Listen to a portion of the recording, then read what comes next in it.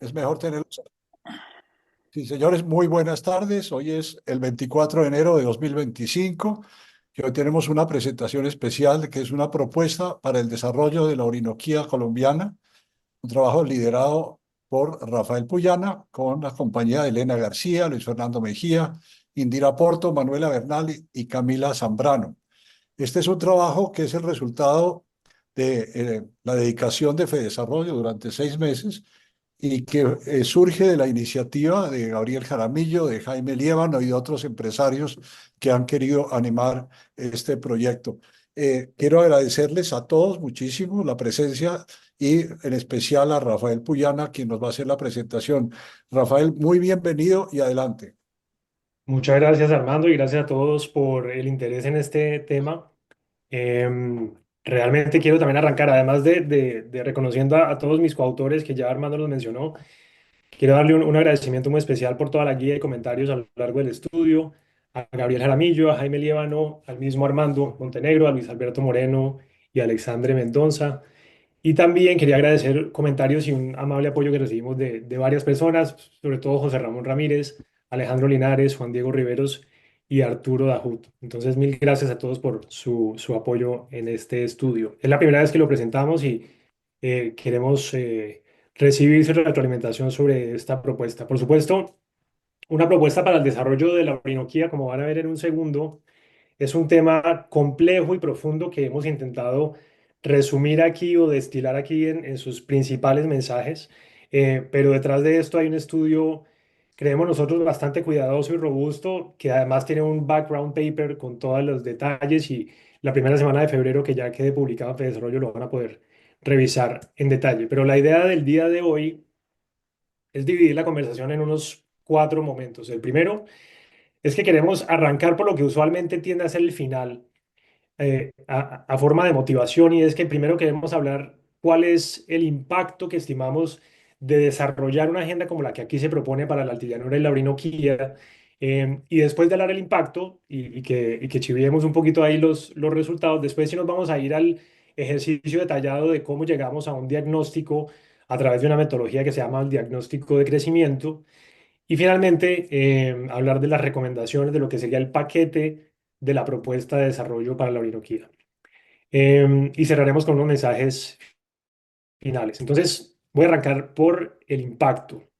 Em, Aquí iniciamos el estudio pensando un poco en el enorme potencial inexplotado que tiene la Orinoquía colombiana y la región de Mato Grosso en Brasil fue identificada en el estudio como un referente muy claro para las condiciones actuales de la Orinoquía y en particular de la Altillanura, pero sobre todo para el potencial y los beneficios que se han visto a través de décadas de esfuerzos públicos y privados en ese estado brasileño. En 1980 Mato Grosso tenía poco más de 1 millón de hectáreas desarrolladas y cultivadas. 20 años más tarde había llegado a 5 millones y 20 años más tarde ya se acercaba a los 20 millones de hectáreas. Fue un crecimiento exponencial que se ve en el gráfico de la izquierda.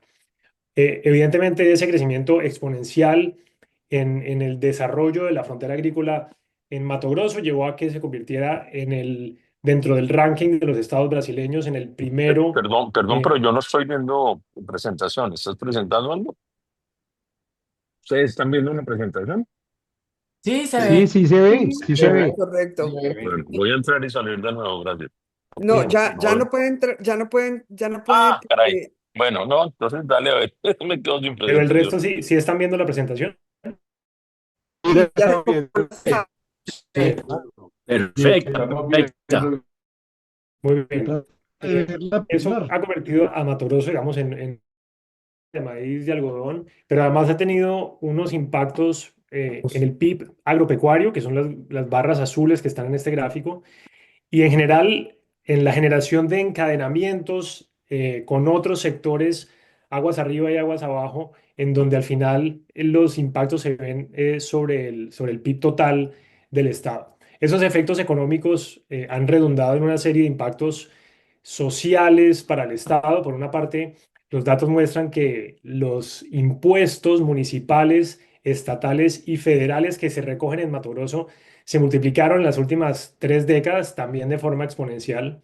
Y ese tipo de recursos disponibles han permitido realizar una serie de inversiones sociales y pues apoyar un desarrollo jalonado por el sector privado que ha llevado a una condición muy particular, y es que cuando uno mira la relación entre el PIB per cápita, que aquí está en el eje horizontal, y el coeficiente de Gini en un país como Brasil, que es marcado por tener altos niveles de desigualdad, precisamente es Mato Grosso y los otros estados colindantes a Mato Grosso, como Mato Grosso do Sul o Goiás, son aquellos estados en Brasil que tienen la mejor relación de índice de PIB per cápita y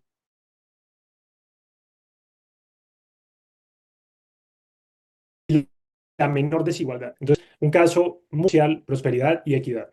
Con ese referentemente, en el estudio empezamos a pensar en el potencial, pero en el estado actual de la Orinoquía, y realmente es un potencial completamente subexplotado. Por ejemplo, en el caso de la altillanura, que es la que tiene las condiciones geográficas y agronómicas más parecidas al Mato Grosso, de las cerca de 7 millones de hectáreas de frontera agrícola, hoy en día solamente se cultivan cerca de 230 o 300 mil hectáreas.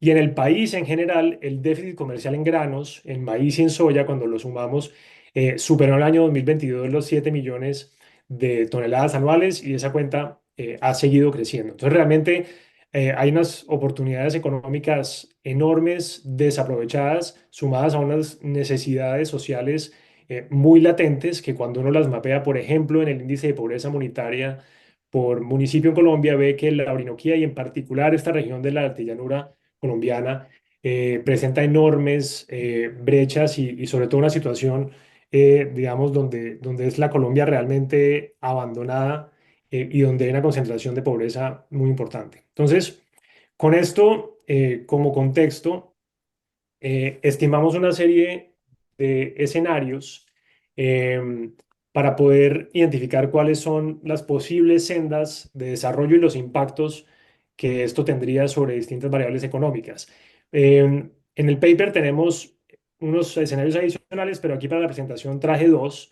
Uno es que hoy en día tenemos una situación actual, digamos al 2024, de cerca de 240 mil hectáreas desarrolladas, y estimamos que hacia el año 2045, es decir, 2 décadas adelante, si no se hiciera nada, este es el escenario de crecimiento vegetativo, de business as usual, estimamos que siguiendo la tendencia se desarrollarían unas 320 mil hectáreas adicionales si no se hace nada. ¿Qué pasaría en el escenario que llamamos aquí el objetivo de política? Es que si se implementara una agenda como la que se llevó a cabo en Mato Grosso y como la que se propone en este trabajo, ese delta ya no sería de 320 mil hectáreas, sino que podría llegar a ser de 2 millones de hectáreas. Y además de eso, podría tener un efecto adicional de mayor productividad y de generación de encadenamientos. Em, Estimamos cuál es el efecto de lograr ese plus de los 2 millones de hectáreas y de los efectos de productividad de encadenamientos. Y lo que les voy a mostrar ahora son los resultados en distintas variables económicas, comenzando por el PIB departamental. Tomamos como ejemplo el departamento del Bichada y del Meta y estimamos cuánto incrementaría la tasa de crecimiento del PIB de esos dos departamentos en los siguientes 20 años, una agenda como la que se propone aquí.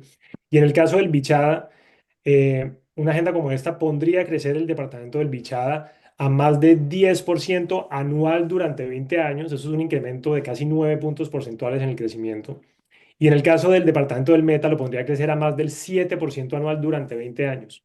Como referencia, en los últimos más o menos 20 años, Mato Grosso creció al 6,4. En este caso, que seríamos al 10,4 el Bichada y al 7,2 el Meta. Esto en últimas, ¿qué dice? Son crecimientos tan acelerados que hay que entenderlos casi como dice Gabriel Jaramillo, como el caso de una startup, en donde esta aceleración del PIB, que es lo que se ve en esta línea verde, cuando pintamos el PIB en niveles, puede pasar 3 o 4 décadas y el PIB no se va. Es decir, que esto es un efecto realmente extraordinario. Ya cuando empezamos a ver a nivel más agregado, nos vamos al PIB agropecuario nacional y estimamos el efecto que tendría el desarrollo de esta región sobre el PIB agropecuario de todo el país. Y vemos que pasar del crecimiento vegetativo a este objetivo de política incrementaría en el largo plazo el PIB agropecuario, el crecimiento del PIB agropecuario en casi un punto. Pasaría a crecer a 3,4% en los siguientes 20 años.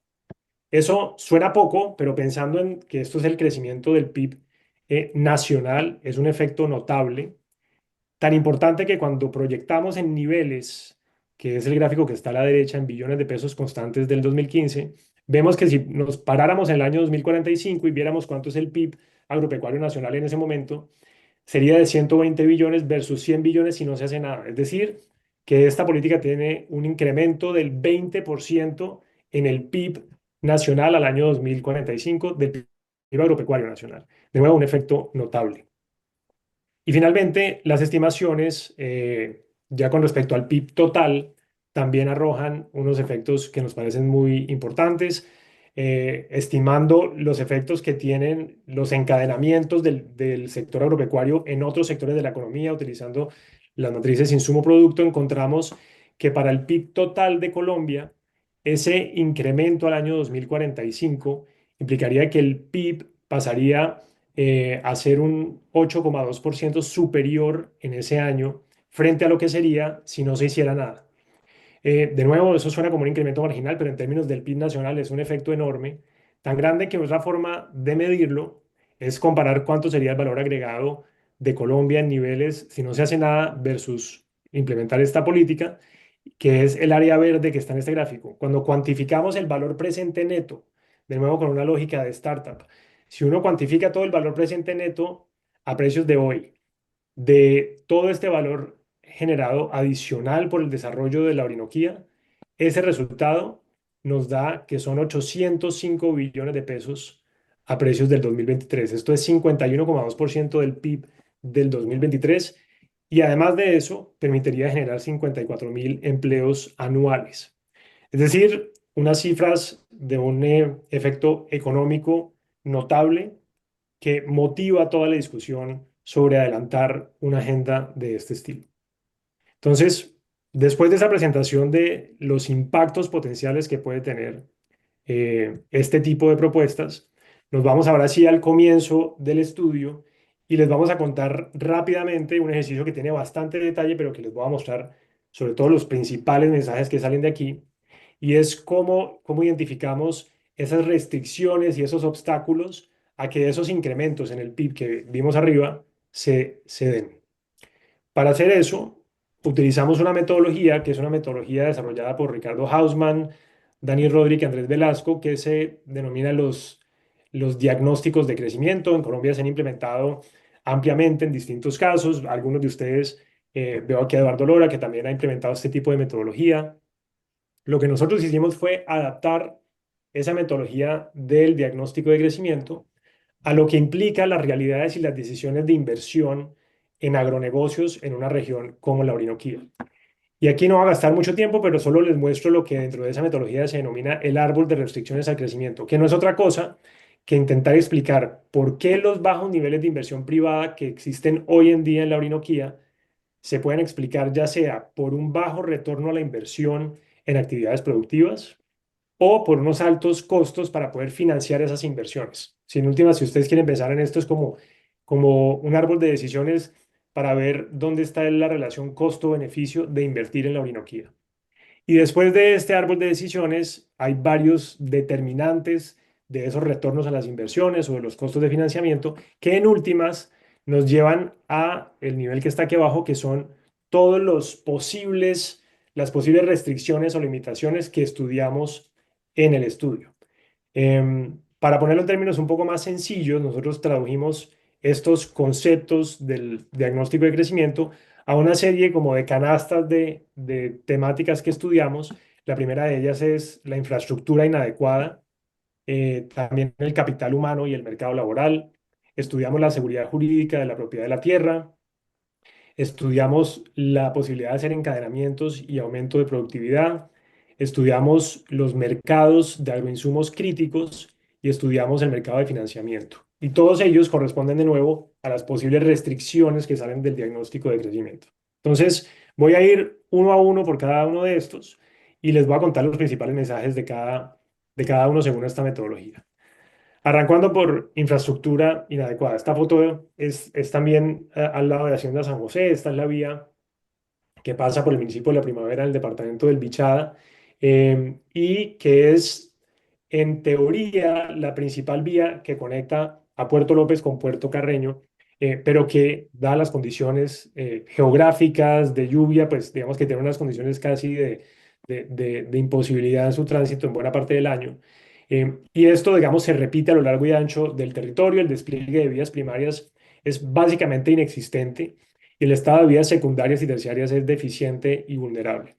Eso tiene unas implicaciones directas sobre esa relación costo-beneficio que describimos arriba.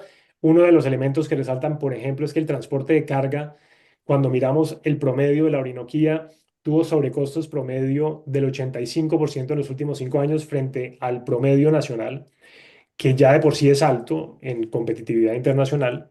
Pero ese 85% fue el promedio, en ocasiones llegó a más que duplicar o incluso en circunstancias triplicar el costo nacional, y depende mucho y es muy vulnerable a las épocas de lluvias.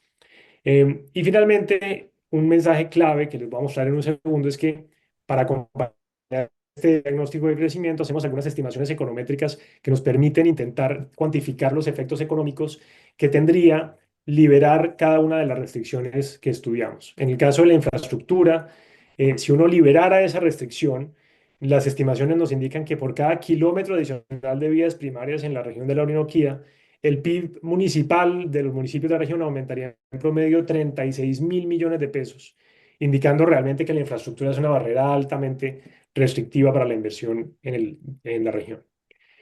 Por supuesto, cuando uno mira ese despliegue de infraestructura en los mapas, ustedes lo conocen perfectamente, pero la región de la Orinoquía y en particular la Altillanura tiene una oferta de vías, de aeropuertos y de vías férreas inexistente y muy baja en el caso de las vías secundarias y terciarias. Y hay, digamos que una cobertura de la red fluvial, sobre todo con el río Meta, el río Tomo y el río Bichada, pero que no es navegable en buena parte del año. Con ese contexto rápido, simplemente les voy a mencionar este efecto económico que estimamos. En este tipo de metodologías de diagnósticos de crecimiento es usual que se midan coeficientes para identificar cuánto es esa elasticidad o ese efecto que uno espera ver sobre cada una de las restricciones al liberarla, digamos, si fuera a liberarse esa restricción. Y ese es el efecto que estamos reportando aquí en este gráfico de la derecha. Solo voy a mostrar uno o dos de estos para no ir en demasiado detalle técnico, pero esta es la regresión que nos muestra que en el caso de la Orinoquía, el coeficiente de una regresión que controla por mercado, distancia a mercados, por población, por efectos fijos de municipio, el coeficiente de eso es el que nos indica que por cada kilómetro adicional se tiene ese efecto de 36.000 millones de pesos en el PIB medido a pesos del 2022. Y ese efecto, cuando lo medimos en la Orinoquía y lo comparamos con las otras regiones de Colombia, vemos que solo es equiparable al efecto del Caribe. De hecho, la región Caribe y la región Orinoquía son las que tienen los mayores efectos de esas inversiones marginales en kilómetros de vías primarias. De nuevo, señalando que en este punto de la infraestructura, los datos en efecto sustentan el hecho de que hay una limitación muy fuerte que está, como dice la metodología, es un binding constraint. Bien, de nuevo en infraestructura en el estudio está todo el detalle por cada tipo, por cada modo de transporte, etcétera, pero estos eran los principales mensajes. El segundo, digamos, foco de análisis del estudio y uno de los más importantes es sobre la inseguridad jurídica de la propiedad de la tierra. Y aquí también voy a hacer algo digamos, de zoom, porque es realmente una temática que exige entender muy bien dónde están los problemas. En resumen, si uno quisiera ponerlo en 2 o 3 bullets, nuestro punto es que aunque existen exclusiones ambientales y legales que reducen la oferta de tierra, los problemas más limitantes radican en dos temas: en las normas de terrenos baldíos y en el régimen de restitución de tierras. En particular, la UAF sobre terrenos baldíos impone unas limitaciones que no se sustentan en la racionalidad económica, agronómica ni poblacional que tiene la Orinoquía. Y en el caso de restitución de tierras es un problema que tiene unos procedimientos con una cantidad de efectos no deseados, pero que se exacerba por el hecho de que el total de solicitudes de restitución de tierras en la región es 35 veces más que lo que se observa en el promedio del país.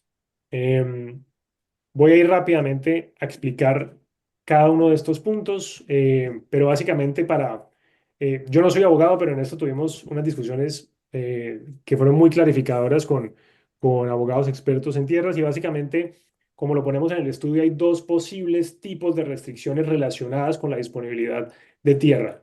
El primer tipo uno lo podría considerar como aquellas que son exclusiones legales, todas aquellas áreas que por ley no pueden ser adjudicadas.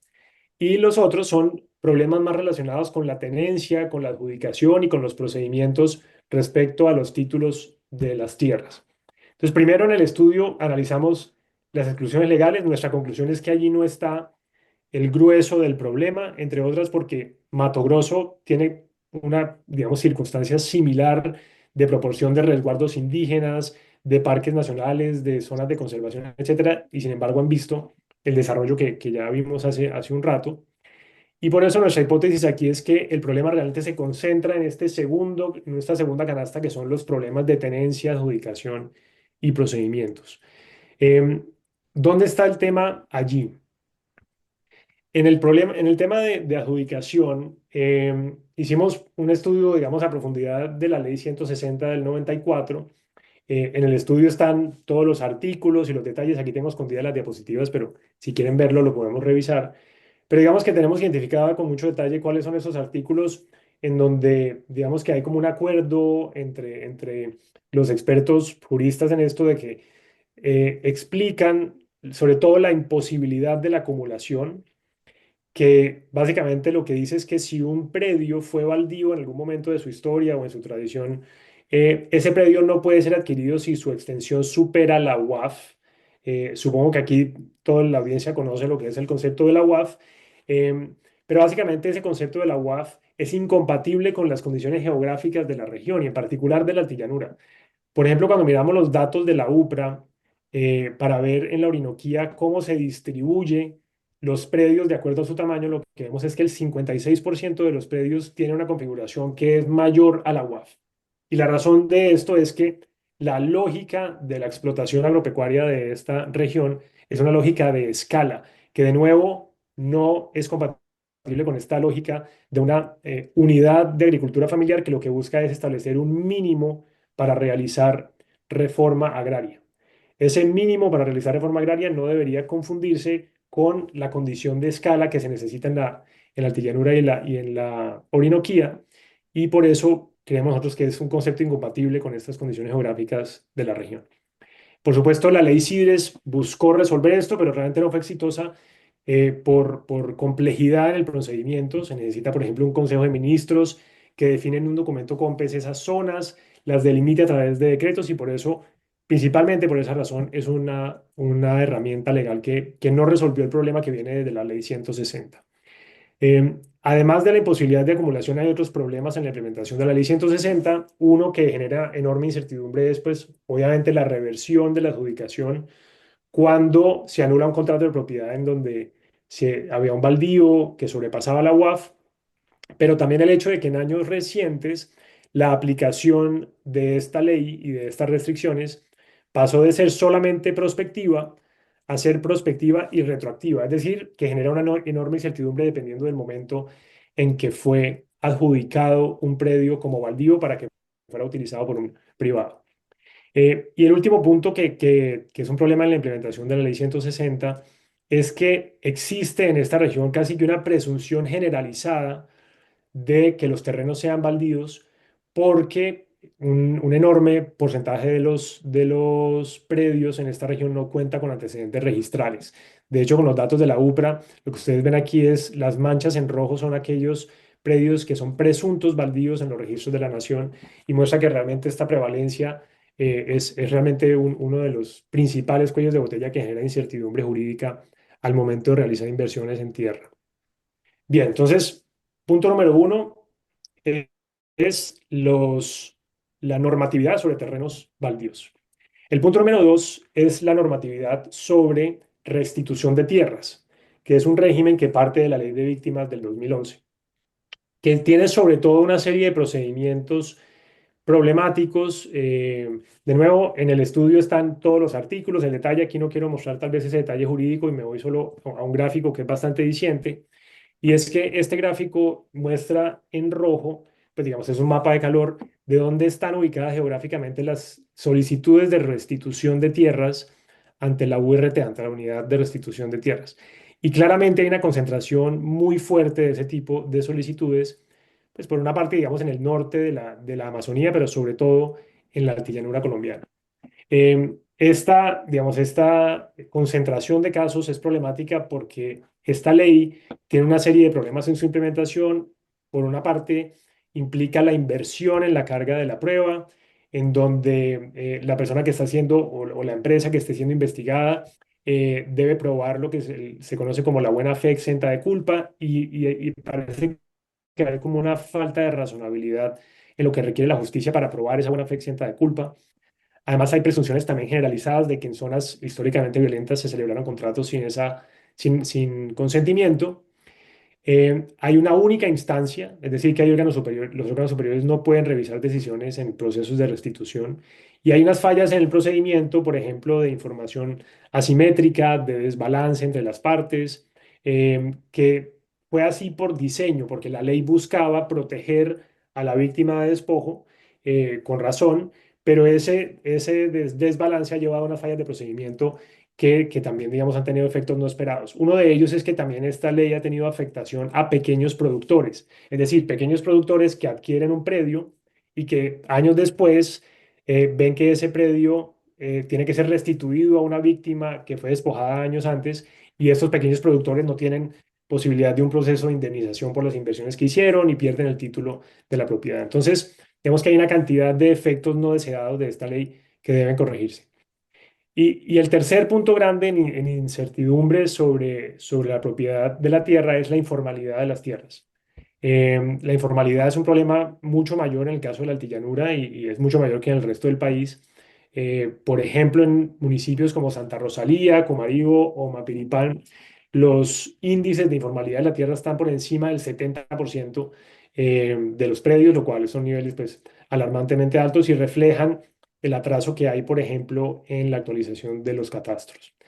Entonces, digamos que ahí resaltamos, de nuevo, todo el detalle está en el estudio, pero resaltamos como esos principales cuellos de botella que van mucho al detalle jurídico de lo que implican estas normas de tierras.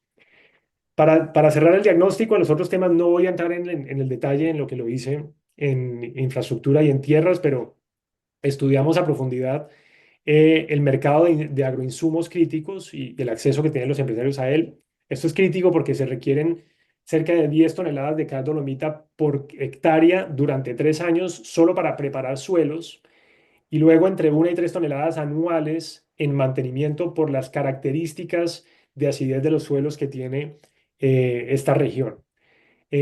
Cuando hicimos el análisis de los mercados de acceso a agroinsumos, encontramos que algunos agroinsumos que son importados a la región, ya sea porque vienen de otra parte del país o porque se importan de otro país, como la cal y la urea, han tenido sobrecostos de entre el 20 y el 35% frente al promedio nacional en los últimos 5 años.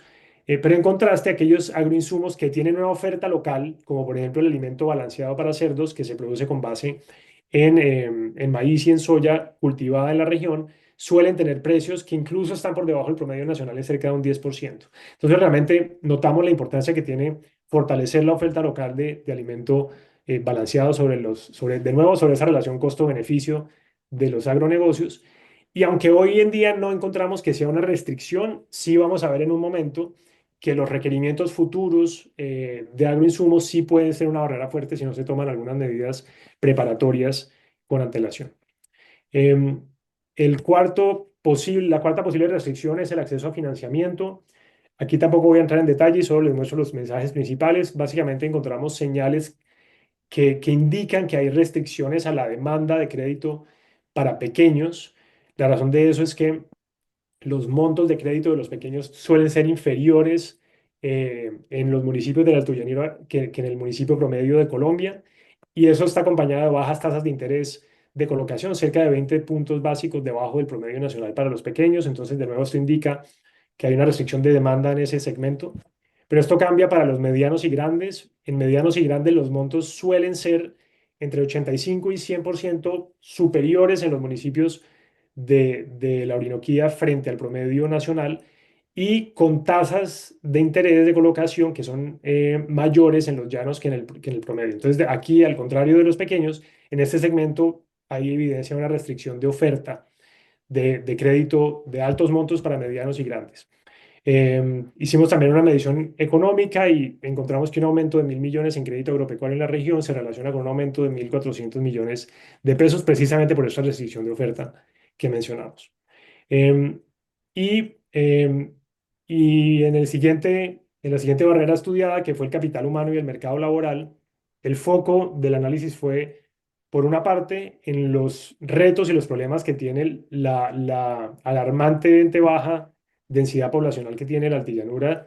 En este caso, la altillanura tiene 2,1 habitantes por kilómetro cuadrado frente a 46 habitantes por kilómetro cuadrado en Colombia. Y también nos fijamos en los indicadores de educación básica y media en la región. Encontramos unas falencias, aunque hay algunas mejoras leves, todavía hay mucho rezago en cobertura de básica y media y en calidad en la media medida con las pruebas saber. Y en el caso de educación superior, la oferta de instituciones de educación superior y del SENA es insuficiente comparado con el promedio del país. Y de hecho hicimos un análisis que está en el estudio que muestra algunos descalces en la formación, en el tipo de carreras que están escogiendo los jóvenes que pasan por instituciones de educación superior o de formación y desarrollo humano. Y por último, encontramos que existe también una alta disposición a pagar por parte de los contratantes o de los empresarios por los mismos años de experiencia y educación que uno encontraría en otro lugar del país. Esto lo hacemos con unas estimaciones de unas ecuaciones de Mincer, básicamente encontrando que, por ejemplo, el salario estimado en Puerto Carreño es mayor que el promedio que uno pagaría en el resto del país para una persona con los mismos años de experiencia y el mismo nivel de educación. Lo que muestra que también aquí hay una restricción de personal capacitado en educación superior. Entonces, con eso nos vamos al último de las barreras que estudiamos, que era el de encadenamientos y productividad. En esto, pues no es una sorpresa, pero los departamentos que conforman la Orinoquía tienen bajos niveles de lo que se denomina complejidad económica, es decir, bajo nivel de sofisticación y de diversidad en las exportaciones que tiene frente al resto del país. Y esto se explica en buena medida porque los niveles de inversión en investigación y desarrollo y los indicadores, por ejemplo, de número de becados o proyectos de investigación son cerca de una cuarta parte que el promedio nacional, que de por sí ya es bajo.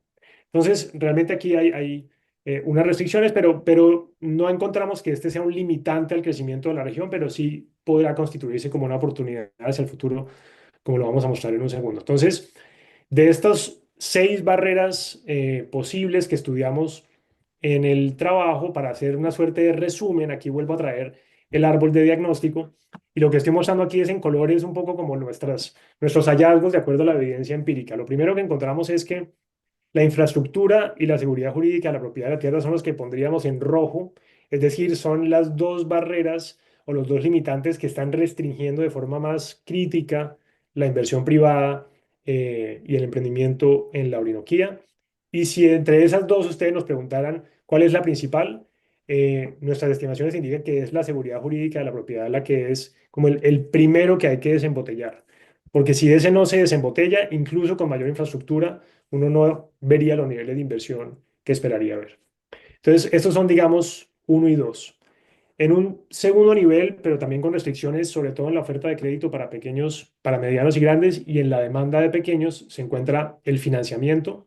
Y tal vez en un tercer nivel, por eso está en amarillo, están el acceso a los insumos críticos, el capital humano y los encadenamientos. Entonces, ese es, digamos que en una diapositiva el resumen de nuestro diagnóstico de crecimiento. Y para cerrar y dar tiempo para la discusión, entonces nos vamos a las recomendaciones que también están, digamos que estructuradas alrededor de esos mismos 6 temas. Lo único aquí diferente que queremos notar es que creemos que para estas recomendaciones y para esta propuesta es muy válido, y esto fue un comentario muy valioso al arranque del estudio de Alexandre, que tal vez se unió a la presentación, es que para el desarrollo de este tipo de regiones, como sucedió en Mato Grosso, como sucedió en la costa peruana, como sucedió en regiones, por ejemplo, del sureste asiático, es fundamental tener este enfoque de lo que se denomina en la economía del desarrollo el Big Push, que básicamente lo que dice es que las reformas que son acotadas y graduales pueden no ser suficientes para desencadenar un círculo virtuoso de inversión privada cuando falta todo, cuando todos los mercados, digamos que están o limitados o no existen.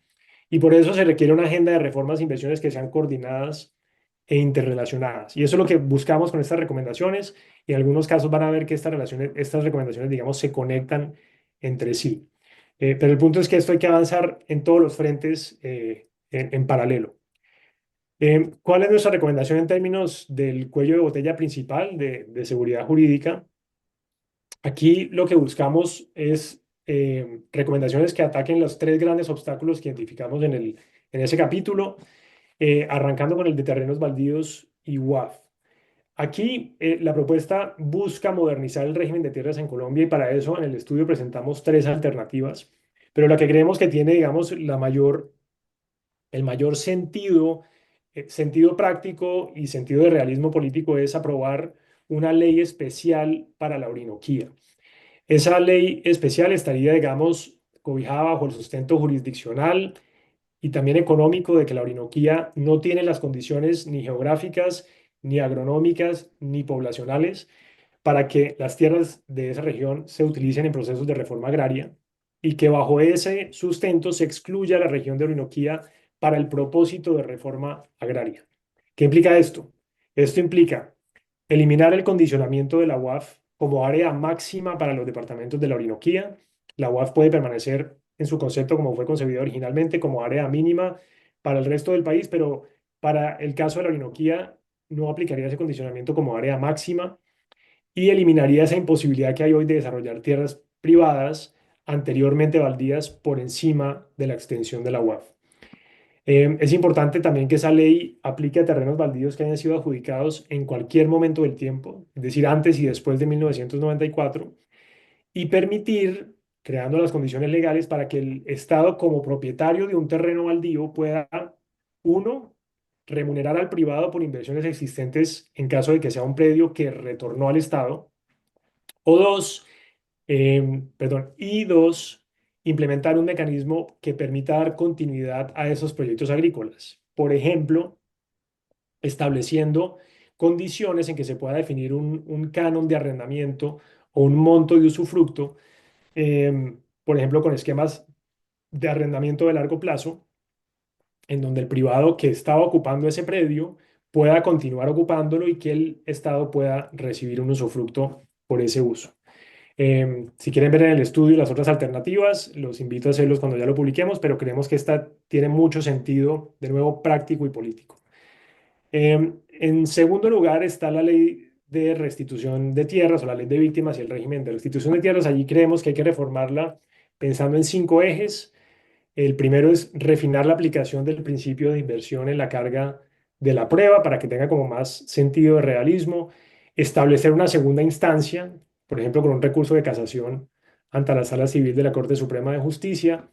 Que exista un balance procesal entre las partes, ampliando los plazos para demostrar invalidez, con una comunicación proactiva de parte de la unidad de restitución, por ejemplo, asegurándose que un actual explotador del predio se informe cuando inicia un proceso, que haya mecanismos de compensación con progresividad. ¿Esto qué significa? Que, por ejemplo, se pueda compensar por daño emergente y lucro cesante para pequeños propietarios cuyos predios son restituidos a un tercero que fue víctima y aplicando criterios de progresividad para que aquellos propietarios de bajos ingresos pues, reciban una mayor compensación.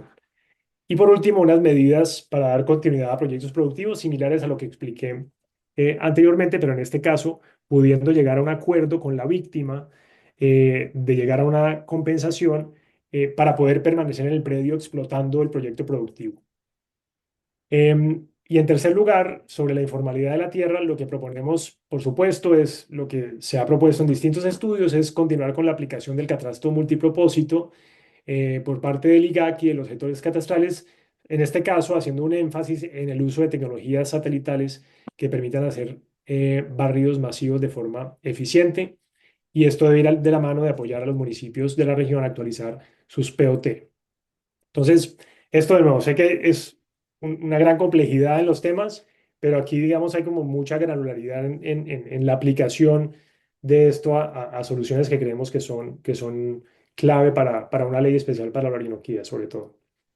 Bien, eso sobre inseguridad jurídica en la tierra. Paso ahora a infraestructura, que es el segundo gran obstáculo que encontramos. Aquí en el estudio damos un mensaje que pues en este auditorio no es necesario repetir, pero básicamente el gobierno tiene que dar las condiciones institucionales y de regulación óptimas para poder canalizar recursos privados hacia proyectos de infraestructura. El mecanismo de APP tiene que seguir siendo un mecanismo viable para poder hacer el desarrollo de infraestructura de esta región, y esas condiciones es importante que se retomen y que permanezcan en el tiempo. Sin embargo, a pesar de eso, encontramos y proponemos en el estudio que sí debe haber la provisión de lo que llamamos un bien público, un gran bien público para la región, que sería la rehabilitación de la vía Puerto López-Puerto Carreño. Nuestra estimación es que el desarrollo de esta vía se puede ir dando a través de una rehabilitación y no de una pavimentación.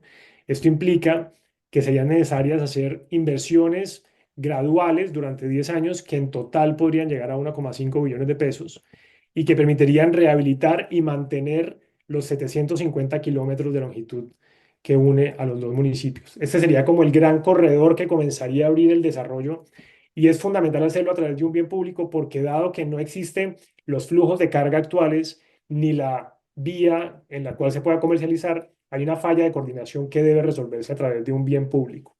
Entonces, digamos que en este caso creemos que este tipo de inversión es fundamental pensarla como un programa de inversión a 10 años, de nuevo con rehabilitación, de una forma pragmática y no pensando en una gran autopista desde el día cero. Además de eso, además de esa rehabilitación, proponemos que se desarrolle un plan maestro de transporte que tenga un carácter prospectivo.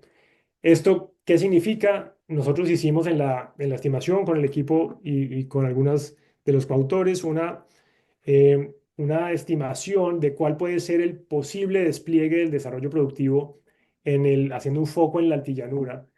Y básicamente modelamos geográficamente cuáles son las zonas de mayor probabilidad de que se desarrollen, dependiendo de si están cerca a una vía, si el municipio tiene altas tasas de victimización, si él tiene, digamos, una serie de condicionamientos, y con esas probabilidades estimamos en un modelo lo que ustedes ven aquí, que es esta mancha verde, que muestra década tras década cómo es el desarrollo más probable de las tierras en esta región, suponiendo que al 2045 se desarrollan esos 2 millones de hectáreas de los que les hablé al principio.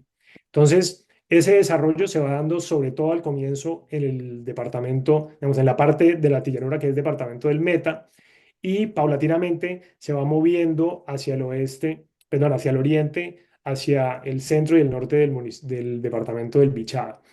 Siguiendo esa mancha que podemos, digamos, prever de crecimiento de la altillanura, nuestra propuesta es que ese plan maestro comience a priorizar los tramos que coinciden con esos desarrollos más probables de los territorios dentro de la Orinoquía. Y de hecho en el estudio listamos cuáles son esos tramos de concesiones nacionales, de vías secundarias y digamos, de municipios en donde deberían priorizarse esa secuencia de fases prospectiva para este plan maestro. Eso con respecto a proyectos, digamos, de más amplio calado y de infraestructura nacional. Además de la infraestructura nacional, tenemos algunas propuestas sobre la infraestructura secundaria. Para esto tomamos como ejemplo el Fondo Estatal de Transporte y Habitación, el FETAP, que existe en Mato Grosso, cuyos recursos son destinados a infraestructura y vivienda. Esos se fondean con una tasa sobre la producción de las empresas del sector agropecuario. Y creemos que en el caso de la Orinoquía se podría construir un fondo similar al FETAP con el objetivo de financiar proyectos de infraestructura secundaria en la región. Entonces, en principio, la propuesta es que en el momento cero, la fuente de los recursos del fondo provendrían de regalías de departamentos y municipios, y hacia el futuro se pudiera implementar un impuesto regional similar al existente en Mato Grosso para que ya fondee en la medida en que ese desarrollo comienza a ocurrir. Tenemos en el estudio también algunas propuestas sobre vías terciarias y proyectos fluviales. Por tiempo me voy a saltar esto y voy a ir al tema de insumos críticos, en particular de la cal. En este tema, lo que hicimos en el estudio, si recuerdan, esas necesidades de inversión y de utilización de cal para mantener y preparar los suelos, nos permitió hacer una estimación y una proyección de cuánto va a ser la demanda de cal dolomita en toda la región de la Orinoquía al año 2045, en distintos escenarios. Este escenario verde, que es el que está aquí arriba, es el escenario de los 2 millones de hectáreas desarrolladas que les conté arriba, pero tenemos otros escenarios intermedios y en resumen, esos escenarios nos muestran que entre el año 2035 y el año 2040 se comenzaría a copar la capacidad de oferta que tendría una planta de producción de cal dolomita que se está planteando en este momento en el Piedemonte cerca de Villavicencio.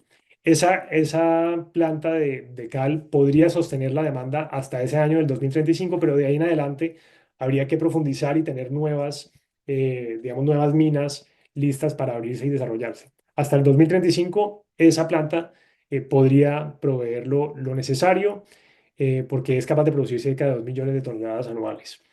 Además de profundizar esa oferta local, se propone dar estabilidad jurídica en el otorgamiento de esos títulos mineros para la extracción de minerales necesarios para la agricultura. En particular, esa misma lógica que tenemos para los predios agropecuarios aplica en cierta forma también a poder tener estabilidad jurídica en la extracción de piedra caliza que se utiliza para la producción de la cal dolomita.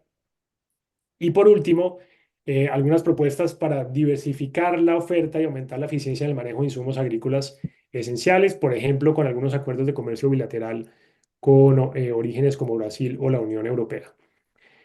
Em, en cuarto lugar, en acceso al financiamiento, proponemos que se implementen una serie de programas. Uno de ellos es un programa de asistencia y acompañamiento a productores para fortalecer la demanda de fondeo en la Orinoquía. Como uno de los empresarios nos lo dijo, aquí lo que requerimos es un programa de educación de empresarios en la producción agrícola y eso atendería el problema de la demanda de crédito desde el lado de los pequeños productores. También es necesario aumentar la oferta de crédito en productos que estén adaptados al ciclo agrícola y nuevos productos especializados, ajustados al sector. Y creemos que hay otras cosas que pueden ser novedosas e importantes, como por ejemplo establecer una estrategia de blended finance para financiar inversiones en la Orinoquía, ya sea a través de garantías que ofrezcan fondos públicos, privados o filantrópicos, o también a través de equity que haya una promoción activa de la Orinoquía como destino de inversión estratégica internacional. Entonces aquí se propone una promoción con socios en colaboración con ProColombia. Y por último, una expansión del mercado de bonos de carbono en la Orinoquía, dado el enorme potencial que hay de secuestro de carbono y el tipo de técnicas que se están implementando en la región. En quinto lugar, nos vamos a capital humano. Aquí creo yo el highlight es que identificamos la necesidad de establecer un programa para 23.000 profesionales a través de becas e incentivos para capacitar a estudiantes. Se van a requerir profesionales en áreas de producción de alimentos y bebidas, por supuesto, pero también en construcción, en logística, en transporte. Y estimamos que, dado los costos promedio por estudiante en formación de técnica y tecnológica, esto podría ascender a los 60.000 millones de pesos para lograr este número de profesionales. Adicionalmente a eso, es fundamental tener una mejor colaboración entre el sector privado y el Sistema Nacional de Innovación Agropecuaria, sobre todo para adelantarse a las necesidades futuras de capital humano y de investigación. Esto, por ejemplo, se inspira no solamente en el modelo brasileño, sino en algunos trabajos que ya está realizando Agrosavia y el CIAT con agronegocios de la región. Es fundamental también crear mecanismos de inversión privada en infraestructuras de educación, de vivienda y de dotaciones urbanas. En el caso de Mato Grosso, se crearon pueblos y ciudades en donde no había nada, y ese tipo de desarrollo jalonado por los agronegocios y por el desarrollo agropecuario implica que se pueden, por ejemplo, usar esquemas de obras por impuestos a cargo de privados, pero con altos estándares constructivos, con urbanismo, con servicios públicos en cercanía a los centros productivos. Y también es fundamental en términos de la cobertura de educación básica y media, tener una estrategia, digamos, llamamos inteligente de construcción de colegios y de priorización del transporte escolar, por ejemplo, construyendo colegios en cabeceras municipales que estén hoy en día a más de 3 kilómetros de la institución educativa más cercana. Esto implica, digamos, una ampliación muy importante en la infraestructura educativa rural. Y cerramos ya con la última diapositiva con algunas recomendaciones para que este desarrollo agropecuario se dé de la mano con mayores niveles de productividad y una estrategia enfocada en la generación de encadenamientos. Aquí utilizamos los datos del Atlas de Complejidad Económica de Hausman y coautores de la Universidad de Harvard para identificar, dadas las capacidades actuales de proyectos que ya están produciendo en la Orinoquía, dónde están las capacidades productivas que se pueden desarrollar en el futuro, y encontramos que esa estrategia puede estar dirigida a proteínas animales y sus derivados, a la producción de biocombustibles, a agroindustrias basadas en cacao, en frutos secos, en caucho natural o en maderables, y en productos de cultivos tropicales como palma, coco, frutales y verduras con altos márgenes de precios. Entonces, la estrategia empresarial podría ir dirigida en esa dirección. Por supuesto, en el corto plazo puede arrancarse utilizando las lecciones de integración de la producción de granos y ganadería, por ejemplo, como lo mencionábamos al principio en el caso de la facenda. Pero esto debe complementarse con una serie de estrategias adicionales que le apuntan a aumentar la productividad. Una de ellas es desarrollar un programa de mejora regulatoria para modernizar el agro. Esto implica un proceso de simplificación en trámites ambientales, laborales, técnicos, que no se acompasan con la realidad económica y social de la Orinoquía. También el desarrollo de algunos mecanismos tributarios para incentivar esos efectos de mayor productividad e intensidad en el uso de la tecnología, como puede ser descuento de inversiones en productividad e I+D, o esquemas de depreciación acelerada de CAPEX. Y por último, un fondeo de un programa de largo plazo de investigación que, según nuestras estimaciones, debería arrancar con montos de cerca de 60.000 millones de pesos anuales, pero podrían llegar a montos de 850.000 millones al 2045, para mantener las escalas observadas en Brasil, digamos, manteniendo la comparación con Colombia. Bien, y esa será la agenda para inducir mayor productividad y encadenamientos. Entonces, con todo eso, tal vez los mensajes para concluir y abrir la discusión. No voy a repetir todo lo que hemos dicho aquí, pero creo que hay como dos o tres elementos que consideramos que son como diferenciadores en este análisis en detalle de lo que es el desarrollo de la Orinoquía. Lo primero es que el equipo hizo un trabajo cuidadoso de cuantificar las oportunidades económicas. Ese análisis indica que podrían desarrollarse 2 millones de hectáreas al 2045, que esa expansión sumada a los efectos de productividad tendría grandes impactos en la economía regional y nacional, con un valor presente neto de cerca de 800 billones de pesos, es decir, 51% del PIB del 2023, y la posibilidad de crear 54.000 empleos anuales. Eh, Además de eso, creemos que aquí hay una propuesta pragmática de una alternativa para resolver el problema de inseguridad jurídica con lo que sería una ley especial para la Orinoquía. Esa propuesta está, digamos, en discusión inicial con asesores jurídicos para que eventualmente pueda ser presentada en meses al nuevo gobierno nacional. El estudio también identifica en Mato Grosso un referente que permite, digamos, tumbar mitos, entender posibilidades, ver mecanismos prácticos y sobre todo tener mucho conocimiento aplicable al caso colombiano. Y por último, creemos pues o sabemos que este estudio es como una pieza dentro de un proceso más sistemático de socialización con stakeholders clave. Esto incluye cosas que ya están en marcha y que van a suceder este año en visitas a agronegocios altamente productivos en la región. Se están desarrollando misiones internacionales a Brasil, discusiones académicas de policy, etcétera. Y pues esto, digamos, es como parte de todo ese rompecabezas más amplio. De forma que con eso cierro. Si quieren, tengo mucho más detalle de la presentación y podemos regresar, pero me encantaría oír sus comentarios a los efectos, a nuestro diagnóstico y sobre todo a las propuestas que están aquí. Así que bueno, les cedo la palabra. Eh, Mil gracias, Rafael. Muy interesante, muy completa, muy clara. Yo creo que muy útil. Te ruego que bajemos la presentación para mirarnos las caras en la discusión. Exacto. Y le pido a las personas que participan que levanten la mano para hacer comentarios, para hacer preguntas. Eh, ya veo que hay una mano levantada, pero quería preguntarle a Gabriel Jaramillo o a Jaime Líbano si quieren hacer algún comentario inicial antes de abrir el foro a todos los participantes. Gabriel o Jaime. Jaime, sigue adelante. A ver, a ver si, Te vemos muy bien. me- Está muy bien, Jaime.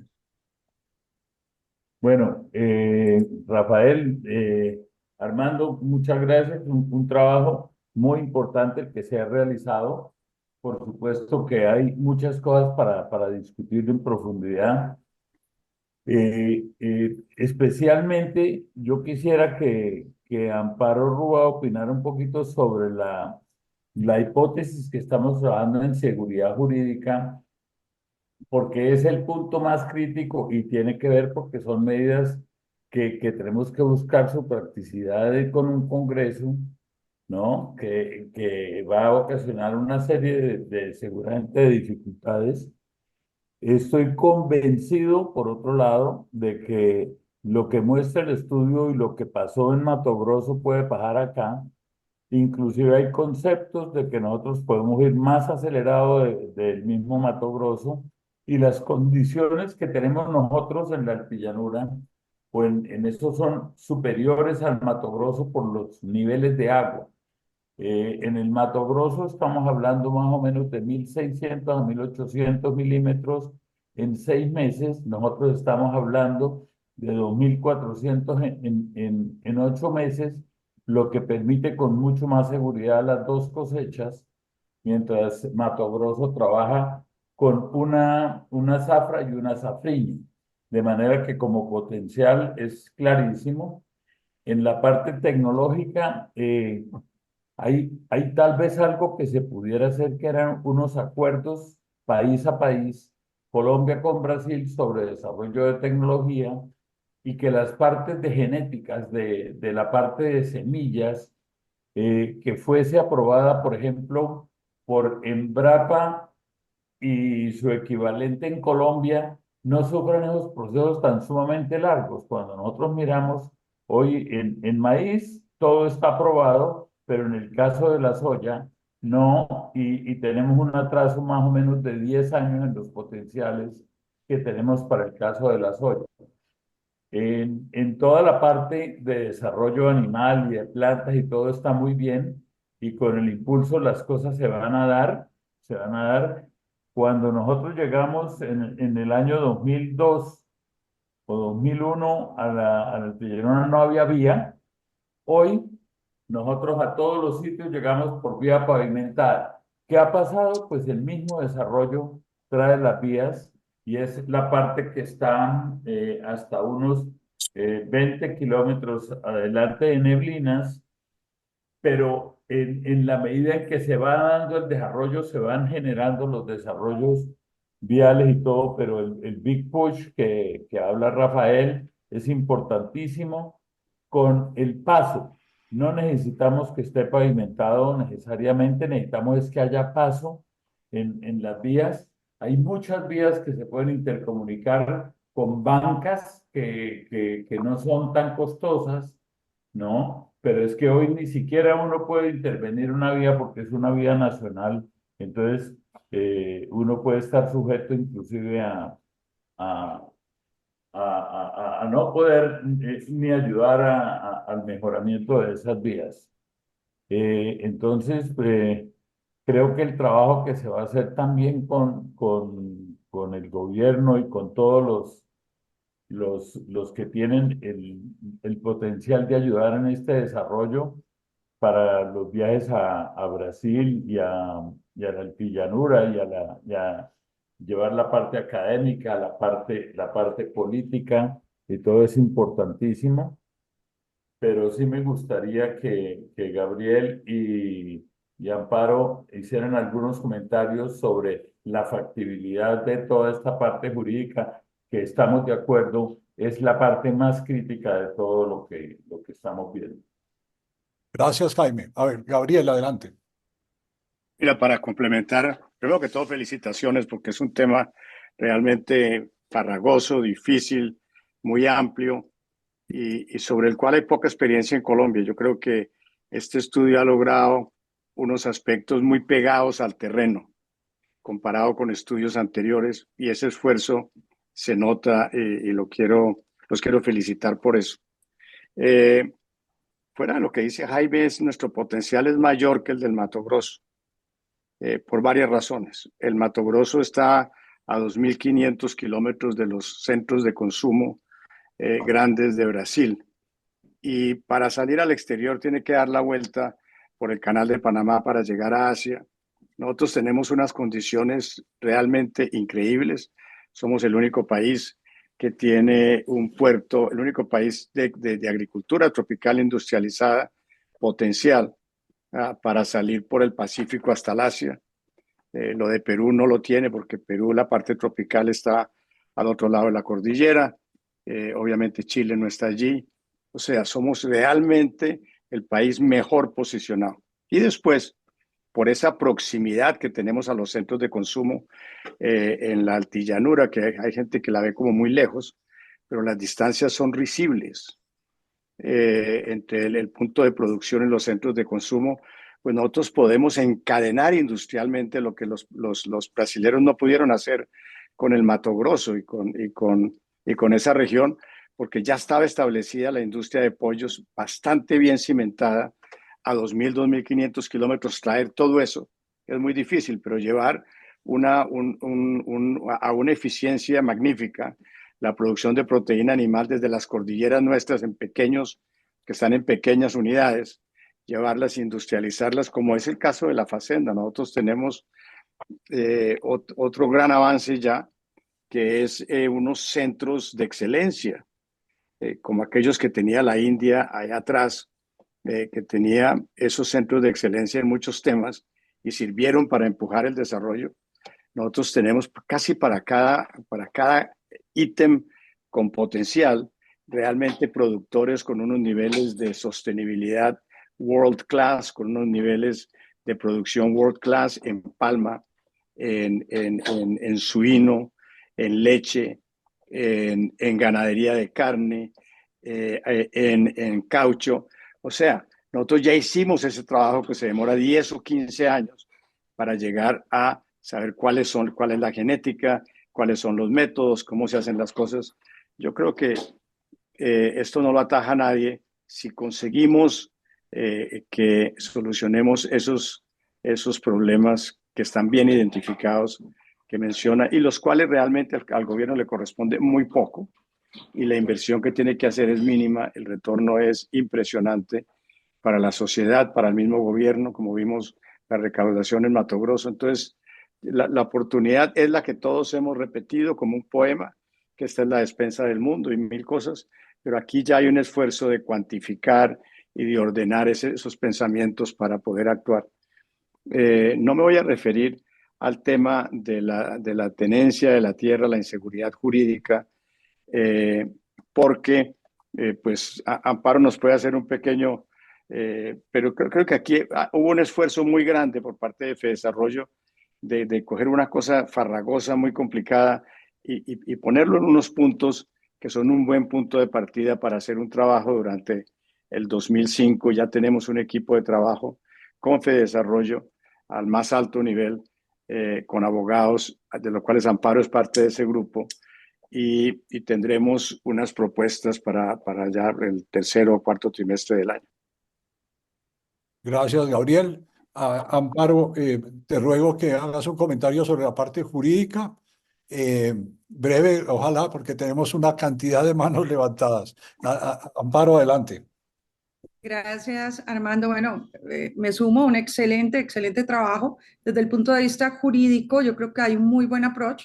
Agregaríamos un tema originado con los conflictos étnico-territoriales, que son los reconocimientos que hay hoy de todas estas rutas étnicas y posesiones ancestrales, que es bien sensible, sobre todo en la Orinoquía colombiana. Hoy tenemos en estos últimos 2 años 107 nuevos resguardos constituidos, y eso fundamentado pues en sujetos de especial protección constitucional. Ahora con toda esta andanada pues de reservas y territorios campesinos, pues son dos componentes supremamente importantes. Y un punto adicional consideramos que no obstante las sidres ser digamos, un compendio farragoso, complejo, difícil, contiene los fundamentales que ya hicieron tránsito de consulta previa, ya tienen control de constitucionalidad. Luego, por allí podríamos también obtener esos esquemas de protección que podemos buscar vía una nueva normatividad. Entonces, en eso pues ya lo hemos hablado con Alejandro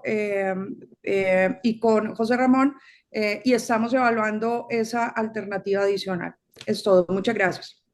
Muchas gracias, Amparo. Ahora sí voy a dar la palabra a grupos de 3 personas y después de 3 intervenciones le regreso la palabra a Rafael Puyana. Comenzamos con Diego Pisano. Diego, adelante, por favor.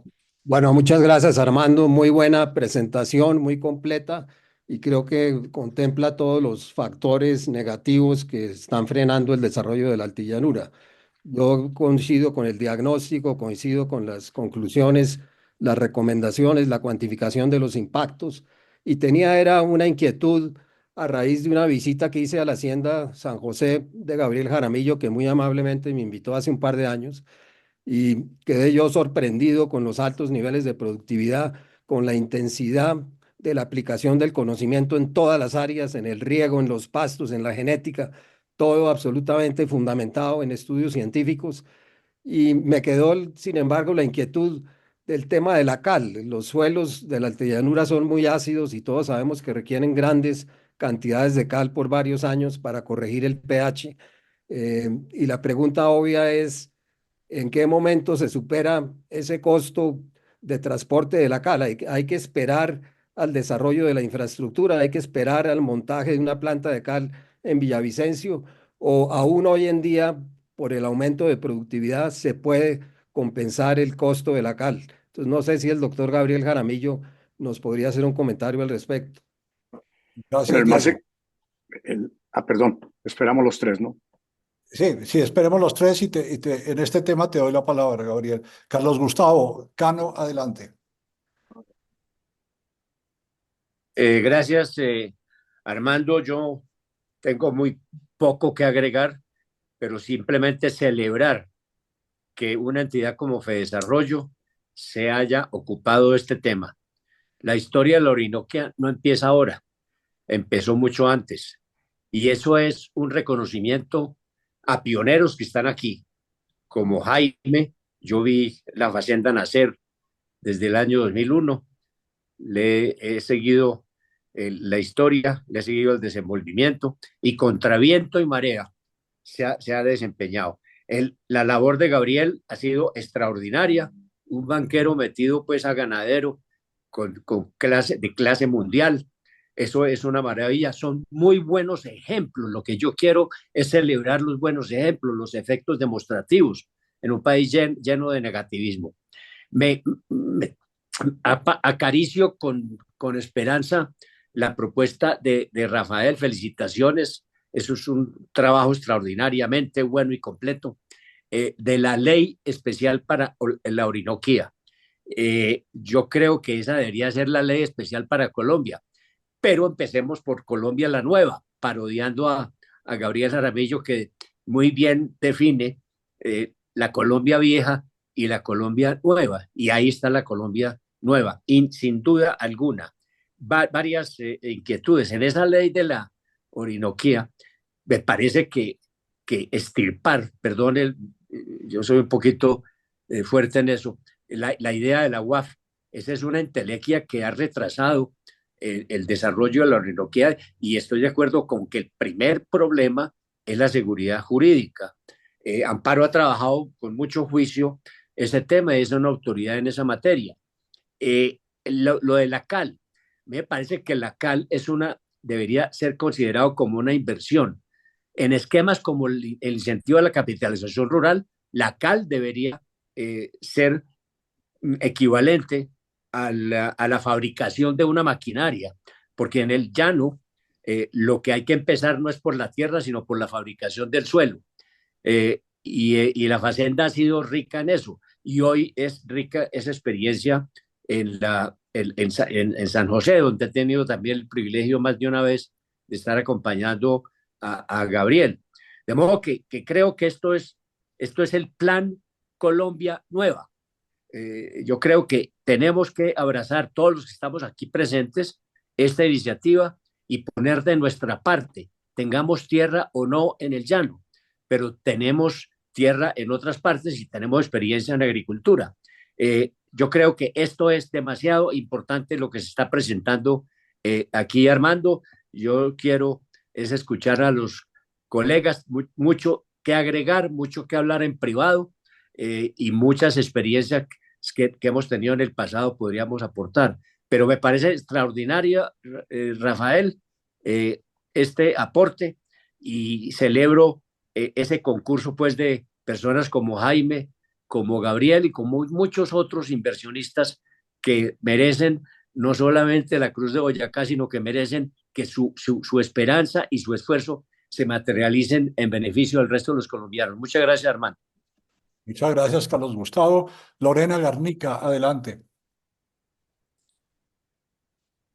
Gracias, Armando. No, excelente la presentación. Ya habíamos podido tener la oportunidad de hablar por encima con Rafael sobre este tema. Ustedes saben que yo me dedico a esto, entonces, y me apasiona, entonces me parece bárbaro. Espero poder ser de utilidad para las modificaciones normativas que tienen en ciernes. Pues tengo, digamos que hay algunas sugerencias, pero más allá de eso tendría como ciertos temas. Uno, me encanta que hayas incluido en la presentación créditos de carbono.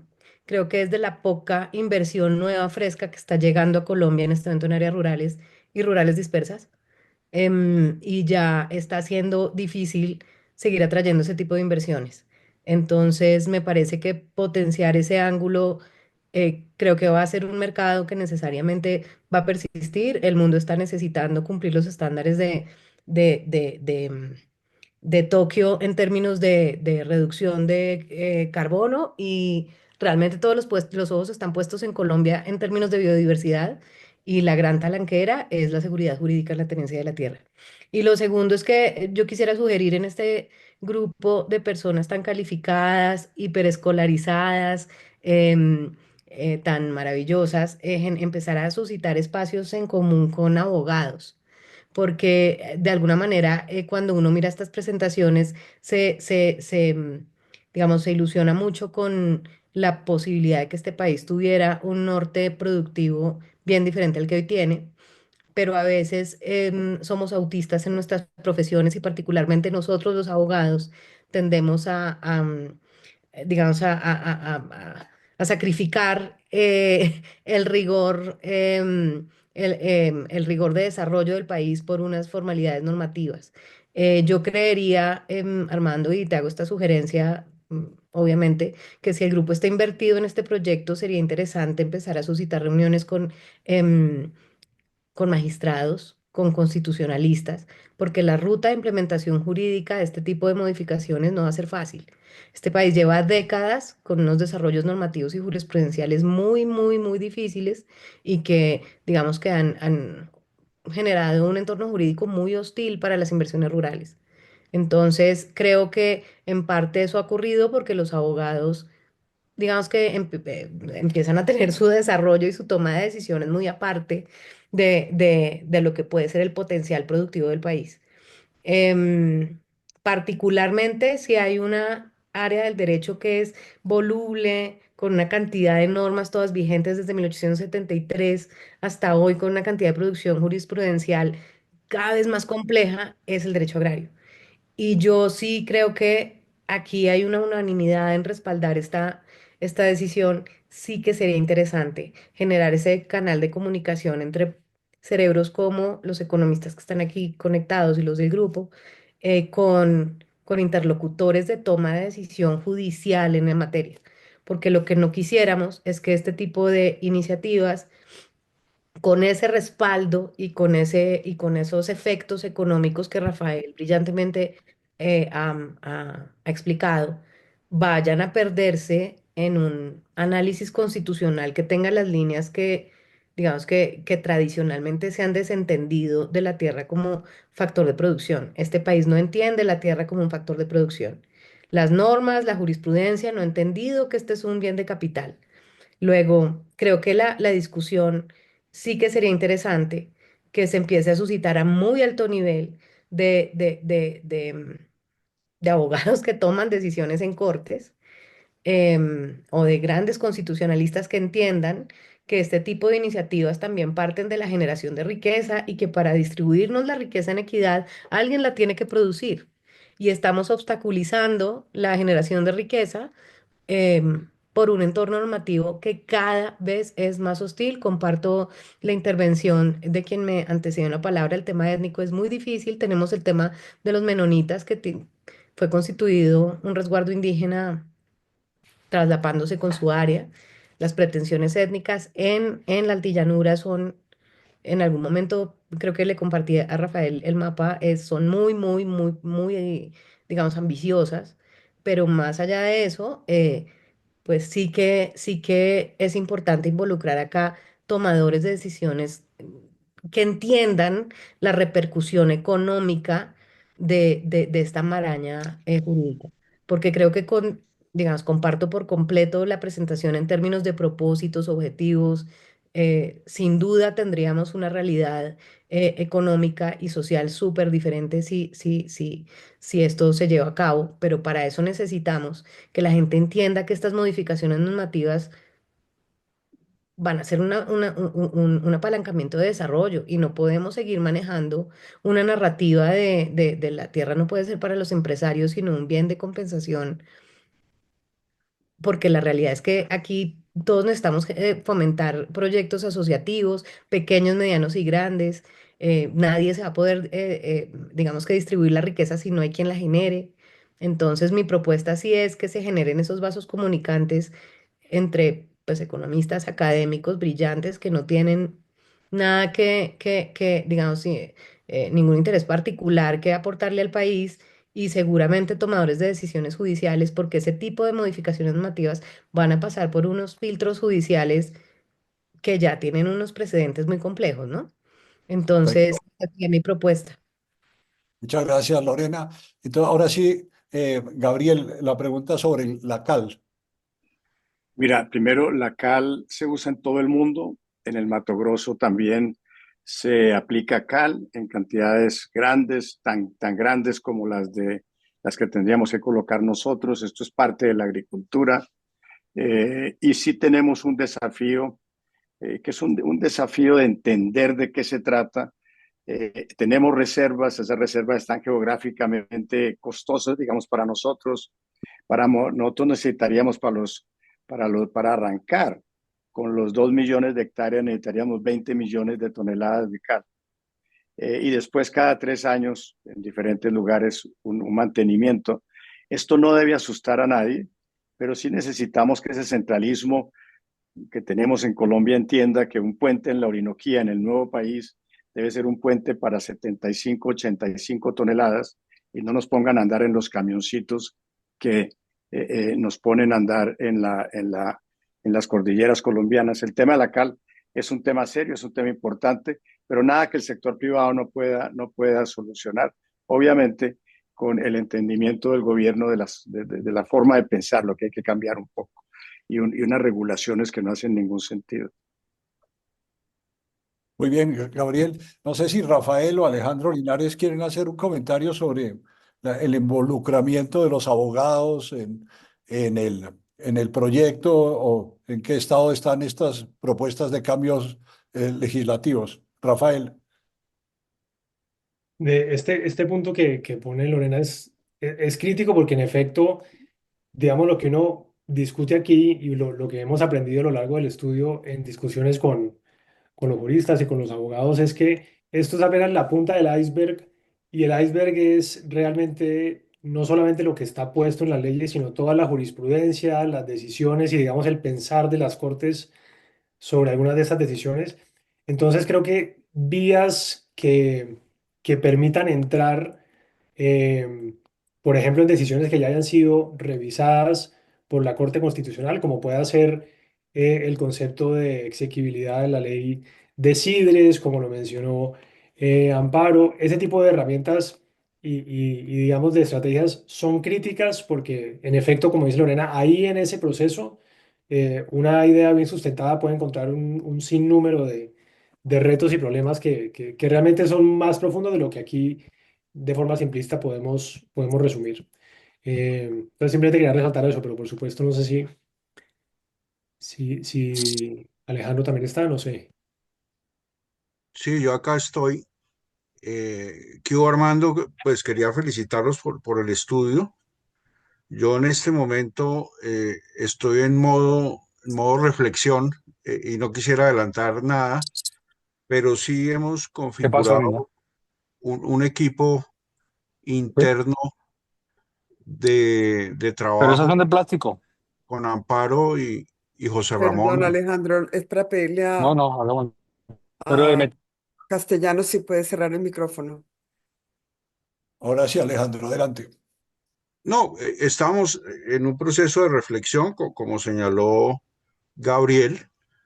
Yo creo que hemos constituido un equipo interno de juristas con Amparo y con José Ramón y podríamos invitar a Lorena. Yo creo que hay múltiples problemáticas. Lo que más me dejó preocupado de esta presentación es en relación a la restitución de tierras, porque el tema de la restitución de tierras, como bien se expuso, es un tema muy complejo, es un tema que ha llevado a muchas personas naturales, no solamente empresas, sino personas naturales a perder sus terrenos sin ningún tipo de compensación por parte del Estado. Y ese tema de la restitución de tierras, pues obviamente todos somos favorables a las víctimas, pero ha generado unos problemas muy serios en los territorios. Pero lo que más me dejó impresionado eran los rojos, o sea, en el mapa que nos presentó el doctor Puyana, me dejó preocupado ese rojo. No sé la fuente de esa información cuál es, pero realmente eso sería un inconveniente muy grande desde el punto de vista político para, pues, para seguir trabajando en la ley de la Orinoquia. No sé si está relacionado con los menonitas, puede ser una posibilidad, y eso aumente el número de reclamos, pero sí me interesaría saber la fuente de esa información. Gracias. Gracias, Alejandro. Voy a darle la palabra a otras tres personas para que tengamos más puntos de vista sobre la mesa. Felipe Fonseca, adelante. Aló, Felipe.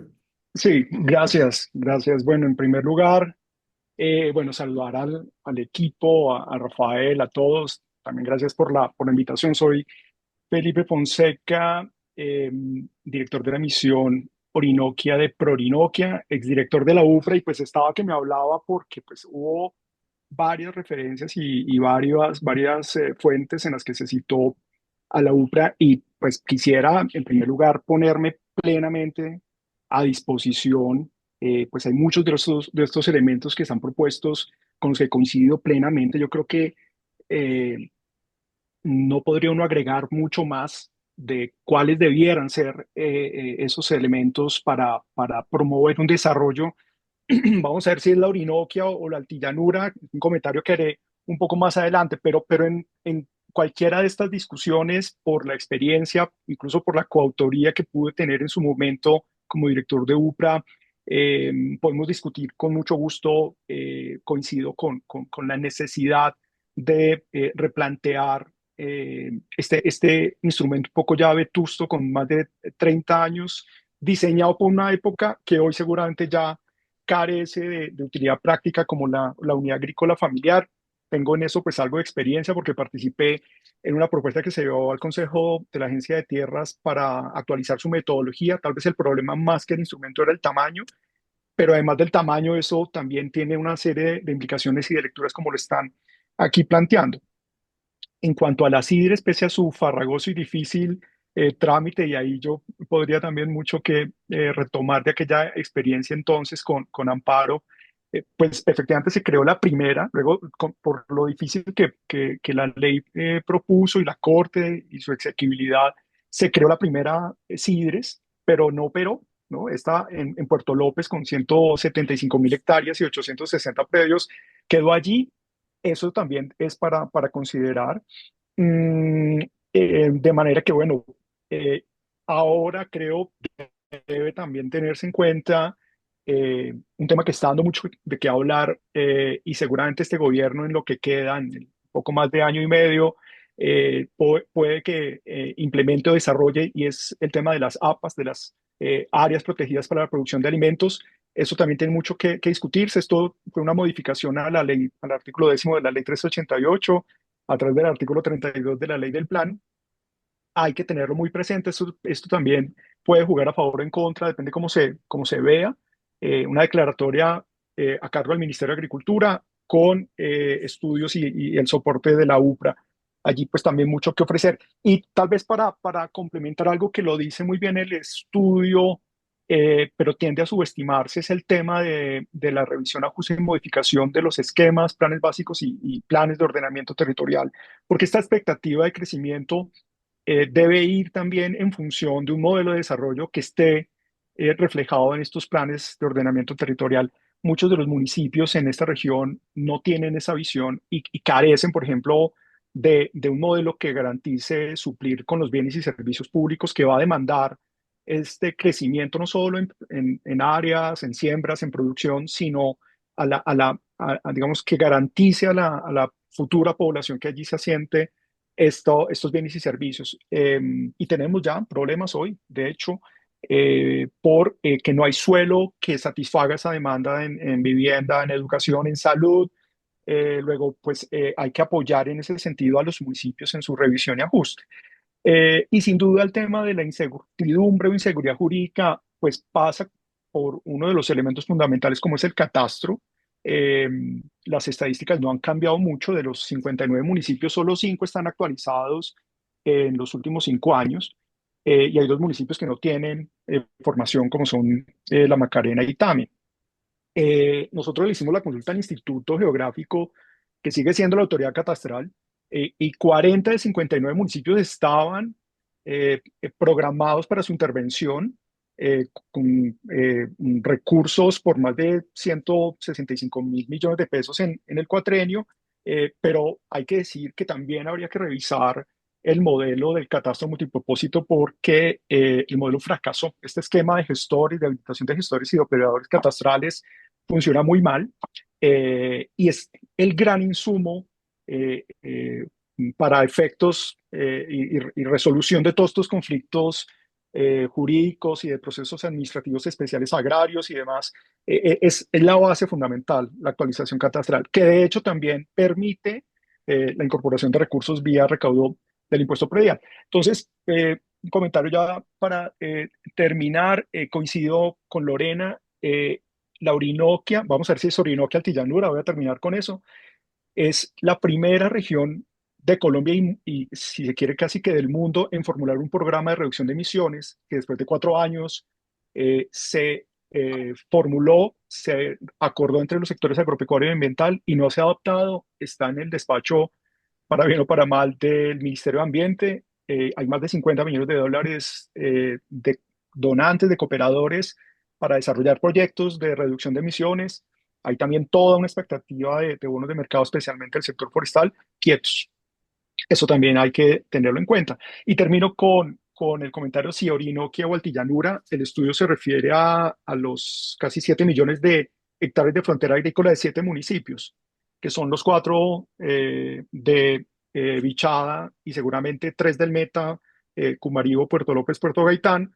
Esos 7 municipios efectivamente han sembrado 248.000 hectáreas, pero esas 248.000 hectáreas son apenas el 25% de casi el millón de hectáreas que toda la Orinoquia ha cultivado. Es decir, es posible, los datos no han cerrado, pero es posible que en 2024 ya la Altillanura reporte siembras por 1 millón de hectáreas. Entonces, el desafío puede que cambie. Yo diría que habría que especificar si es Altillanura, Altillanura, o si es Orinoquia, Orinoquia, ¿no? Y bueno, nuevamente manifestar la absoluta disposición con los datos, con las cifras, con el conocimiento que tenemos también de la región, y pues no podría más que agradecer la invitación y felicitar el estudio y el documento, muy, muy expectantes de conocerlo en detalle. Gracias. Gracias, Felipe. Hernán Brady, adelante, por favor. Muy buenas tardes para todos, gracias por la invitación. Gracias a Rafael, al grupo de trabajo por este gran esfuerzo que han hecho. Eh, yo quería aportar, yo soy parte de una asociación de indianos que hemos venido luchando hace 15 años por la seguridad jurídica de la Hay un ruido tierra terrible. en la Orinoquía. Eh, Hernán, adelante.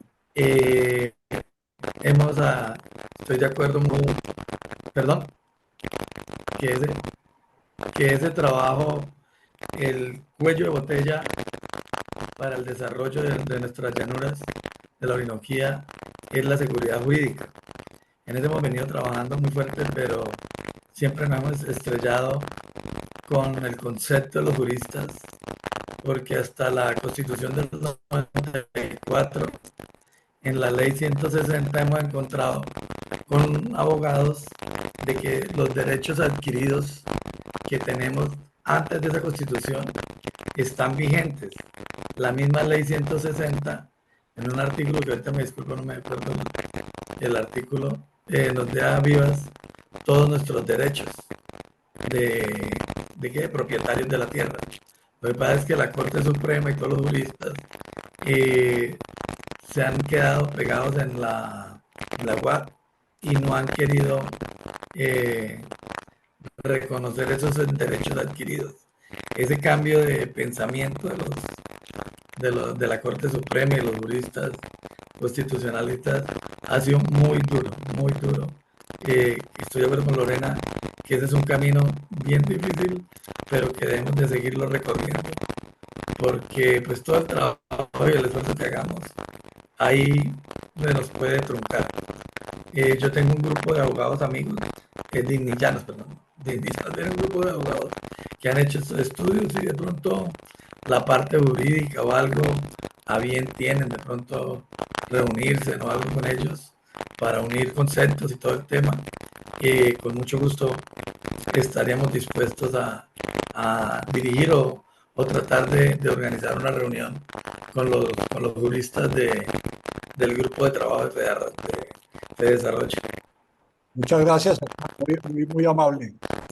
Pedronel Ospina, adelante. Pedro. Ya voy yo.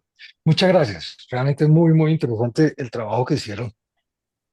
Yo tenía como varios comentarios. Una de las experiencias grandes que tuve fue implementar todo el programa de inversión que se hizo en Mavalle, toda la parte de la ampliación de las siembras de caucho. Hay una cosa como interesante en el tema del caucho. El caucho no tuvimos que hacer una modificación total del terreno usando cal. Se hicieron aplicaciones locales y una vez establecidas las plantaciones funcionan sin ningún problema. Entonces, pues realmente depende de tipo de cultivos y tipos de cosas, pero en el caso del caucho ha sido pues un proceso sencillo. La otra parte, obviamente una de las dificultades más fuertes, pues el tema generalizado acá, que es la tenencia de la tierra y las dificultades en adquirir, estar seguros sobre lo que se está adquiriendo. En ese momento hicimos una adquisición de unas 7.000 hectáreas, de las cuales solamente tuvimos 100 que caían en que no podían ser negociadas, pero realmente es un problema inaudito y efectivamente la UAF y todas esas definiciones que se tomó en la ley 160 está de locos. Y eso no solamente, eso debe hacerse para todo el país. Realmente esa exclusión y pensar que el campo solamente sirve para que se produzca para una familia 2 salarios mínimos mensuales, realmente es traída de los cabellos. La parte del estudio que veo que me genera inquietud es clarísimamente la necesidad de hacer la carretera hasta Puerto Carreño y todas esas cosas, pero igualmente desarrollar la zona, el embotellamiento de la zona sigue siendo absoluto. Hay una semicarretera, una carretera que más o menos funciona, pero realmente para mover 2 millones de hectáreas de productos de generación, pues obviamente hay que desembotellar con carreteras adicionales, igual, y deben ser de carácter casi que nacional por los bajos volúmenes actuales de tráfico, pero a largo plazo. Un, un problema particular que se generaba cuando mirábamos la parte de salarios de las personas, obviamente la competencia con la explotación petrolera.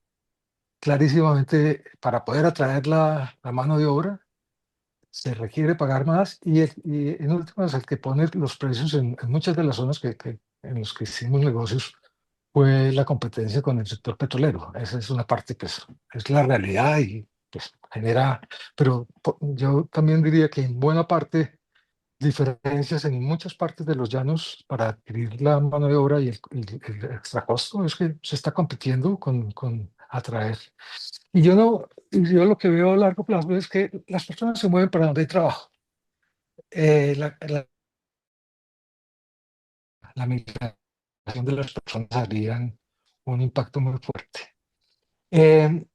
Hay en la parte de la ley, lo que tiene que ver con el tratamiento de baldíos, hay una cosa muy preocupante y es la visión, y es lo que está en la ley, que las comunidades indígenas tienen preferencia sobre todos los baldíos. En nuestras discusiones para catastro multipropósito y las negociaciones con los indígenas, ese era el punto, donde teníamos que poner en las normas que que cualquier baldío sobre tierras que ellos pretendían y por qué pretendían, realmente ellos pretenden la totalidad de la Orinoquía, era automáticamente debería ser parte de un resguardo. Esa es una complicación monumental, monumental. En términos del catastro multipropósito, realmente uno de los frenos más fuertes que se tuvo en el gobierno pasado y que no logramos superar en el gobierno, después de haber invertido no, de botar a la caneca $4 millones en los costos de las conversaciones con los grupos indígenas, no se logró hacer nada. No sé cuánto ha invertido este gobierno, pero el hecho real es que solamente hasta el año pasado se logró tener algún avance en eso, pero no se ha avanzado en nada. Quisiera hacer una referencia a lo que se mencionó ahora sobre el catastro multipropósito y la ineficacia o el fracaso, supuesto fracaso del modelo de gestores catastrales. Realmente lo que pasó y es que el modelo de gestores catastrales lo cerró el gobierno nacional. Ahí se tenía la idea de darle la autonomía a los municipios, que fueran los que tuvieran la iniciativa de financiar y generar. Uno de los factores que en la historia, y yo creo que ya en este momento se resolvió ese problema, a raíz de una ley que salió recientemente donde se le obliga a los municipios a asumir que los catastros estén actualizados. Ese era un componente que nos faltaba todo el tiempo y no se lograba generar. Pero la toma que hizo el gobierno nacional de volver al IGAC, en vez de tener un fondo de recursos a que pudieran acudir directamente a los municipios y ser ellos los generadores de la demanda, el gobierno decidió que era por oferta y era el IGAC el que iba a tener acceso a los recursos y que sería el IGAC el que determinaría dónde se haría, teniendo prelaciones ellos sobre los recursos nacionales para ser ejecutados. Si no estoy mal, los montos asignados al IGAC para hacer catastro en este gobierno tuvo momentos donde tuvo más de $1 billón. De eso no se ejecutó absolutamente nada. Entonces, el problema es la visión del centralismo del IGAC, la visión de que eso es algo que tiene que hacer directamente el gobierno nacional y olvidarse de las responsabilidades de los municipios. Afortunadamente eso en una ley, no me recuerdo ahora, que salió el año pasado, como dije anteriormente, pues ya se le impuso la obligación a los municipios y creo que eso debe dar un dinamismo, pero igualmente necesitamos volver a cambiar la visión del IGAC, que no sea el IGAC el único proveedor del servicio de catastro, sino realmente mover el manejo con gestores catastrales. Finalmente, un punto que es realmente que llama demasiado la atención es el precio de la tierra en los llanos. Si realmente los llanos se están utilizando como un hoarding de platas mal habidas en acumulación de tierras. problemas de eso en desarrollo de cultivos de palma en el Piedemonte. El problema es, estábamos en proceso de ampliación de producción hasta que llegó comprábamos hectáreas al orden de 200.000 pesos la hectárea y llegó el mafioso y se puso a 2,5 millones de pesos la hectárea en las cosas que íbamos a adquirir en ese momento. Realmente con eso, pues, esos precios son inviables para poder generar cualquier producción económica. Y finalmente, pues, en la parte de financiamiento hay un vínculo directo entre la falta de financiamiento y la tenencia de la tierra. No hay banquero, y el doctor Gabriel creo que me puede ayudar en ese punto, era que en ningún momento, en mi época de banquero, yo le presté al valor de la tierra. Solamente se le presta a lo que está encima de la tierra. ¿Por qué? Pues al no tener certeza jurídica sobre eso, la tierra no es una garantía que ninguna entidad financiera o formal de la economía esté dispuesta a asumir ese riesgo. Entonces, pues se vincula a proyectos importantes en nuestra. Gracias, Pedro. Pues dado la hora y el avance de la reunión, voy a darle la palabra a las tres personas que tienen la mano levantadas antes de darle la palabra a Rafael. José Leibovich, tú nos habías pedido la mano y no la veo, pero adelante si estás dispuesto a intervenir. Adelante, José.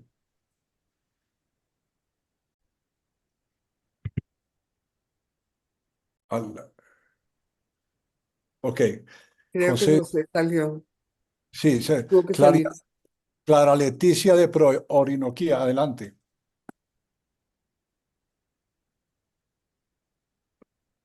Hola, ahora sí, estaba hablando en silencio. Muchísimas gracias. Quiero agradecer y felicitar a este grupo de pioneros que están haciendo este trabajo tan importante y de tanta trascendencia para nosotros como Prorinoquia, que llevamos 14 años trabajando todos estos temas con grandes dificultades porque hemos tenido obstáculos como por ejemplo la fuerza de la izquierda que ve a la región como que debe estar únicamente para el pequeño campesino y eso ha sido muy difícil de cambiarle la mentalidad a las personas y que vean como una agricultura grande, de grandes extensiones, puede ser la solución para la famosa hambre cero que habla el gobierno nacional. Entonces, lo único que quiero es ofrecerles nuestro trabajo, nuestra institución. Somos la voz, el vocero de los empresarios que están vinculados a la región y de los que quieren llegar aquí. Cuente con nosotros, con cada uno de ustedes seguramente hemos hecho distintas cosas y queremos seguir haciéndolo. Esta es la ruta de trabajo que vamos a continuar desarrollando. Muchas gracias. Muy amable. Gabriel Jaramillo. Quisiera hacer unos comentarios rápidos, está la hora, pero sí tirar unos pensamientos. Y es, primero, que sean conscientes que países como Brasil separaron la agricultura familiar con un ministerio y la agricultura de producción con un ministerio, totalmente separados. Son dos temas separados. Cada que se confunde en la conversación y en la burocracia interna del país, acabamos con instituciones que enredan lo de lo uno y enredan lo de lo otro. Los dos igualmente importantes. Y creo que ese para el modelo de la nueva ley es bueno tenerlo en cuenta, pero no se puede hablar en la misma sala sobre un tema social y de gran producción de competitiva de agricultura. Con el doctor Germán me extraña muchísimo que haya todavía una pregunta sobre la Altillanura y la Orinoquía.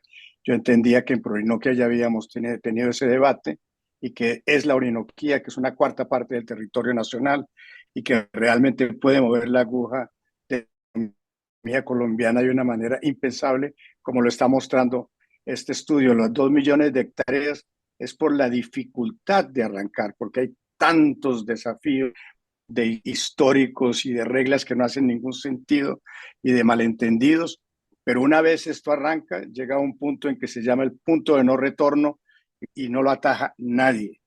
Y no lo atajó en esos estados brasileros del cerrado brasilero. Quisiera con Pedronel. Pedronel, la financiación de esto tienes toda la razón. Si no hay seguridad jurídica, esto no funciona. El dinero que se requiere para esto es importante. Es un startup fantástico. Nosotros calculamos que en los 2 millones de hectáreas que son de agricultura, no de pastos,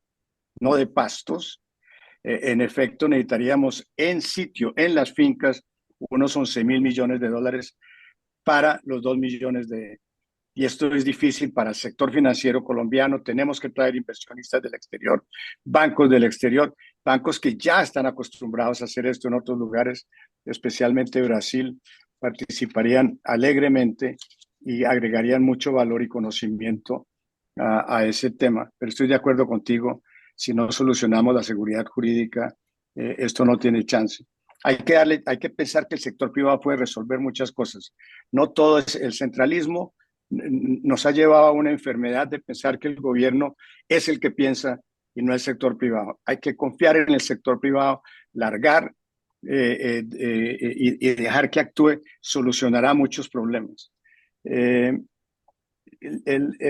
tema de Lorena, que lo tenía por acá apuntado, que es muy bueno. Sí, Lorena, estamos realmente trabajando, como mencionó Rafael, un poco en familiarizar las cortes, en invitar las cortes. En este momento estamos trabajando fechas con las 3 cortes, porque hay un gran interés de parte digamos, de esos grupos de interés especiales en el país de aproximarse a esta cuestión.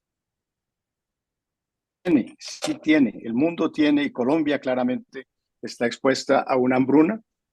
Y entonces esto es más allá de la ambición de crecer por crecer. Esto es crecer con propósito y es darle al país la seguridad alimentaria que requiere y aprovechar sus ventajas competitivas para crear riqueza sobre eso. Y creo que esa es como la visión más importante de allí. Muchas gracias. Muy bien, Gabriel. Santiago Montenegro, adelante. Gracias, Armando. Felicitaciones, Rafael. Excelente presentación. Qué estudio tan interesante. Voy a ser muy cortico y muy puntual. Y mi pregunta tiene que ver con el impacto de esto sobre el mercado laboral. Tú dijiste, Rafael, que más o menos esto va a requerir unos 54.000 empleos por año. Eso en 20 años es más de 1 millón de empleos, que es casi un 10% de, de- de la población formal, de los trabajadores formales de hoy. Y estamos hablando de una zona que está prácticamente deshabitada, ¿cierto? Entonces tocaría traer un monto muy grande de ese millón de trabajadores nuevos de alguna parte. Entonces eso va a tener un impacto sobre el mercado laboral y además tener en cuenta que la oferta laboral del país va a empezar a caer muy pronto, así como va a caer la población total, ¿no? Va a empezar a caer. A partir del año 33 y 34, la población de Colombia va a empezar a caer. Entonces, mi pregunta es esa. Ustedes midieron el impacto de esto sobre el mercado laboral y los costos laborales que podría tener. Gracias, Santiago. Imelda Martínez, adelante. Me encantó la presentación y quedé entusiasmada con el tema totalmente. Pero quería hacer una pequeña anotación y es que un área en que se puede empezar muy rápido y no tiene muchas limitaciones para arrancar es apoyando todo lo que tiene que ver con el sector educativo. No creo que haya que hacer muchos cambios legales ni nada, pero tenemos modelos maravillosos en todo el país que se pueden llevar a a la orinoquía. Es hija de Carlota Zuleta. Perdón, Imelda, le voy a pedir a Federico que apague el silencio del micrófono. Ok. Gracias. Dale.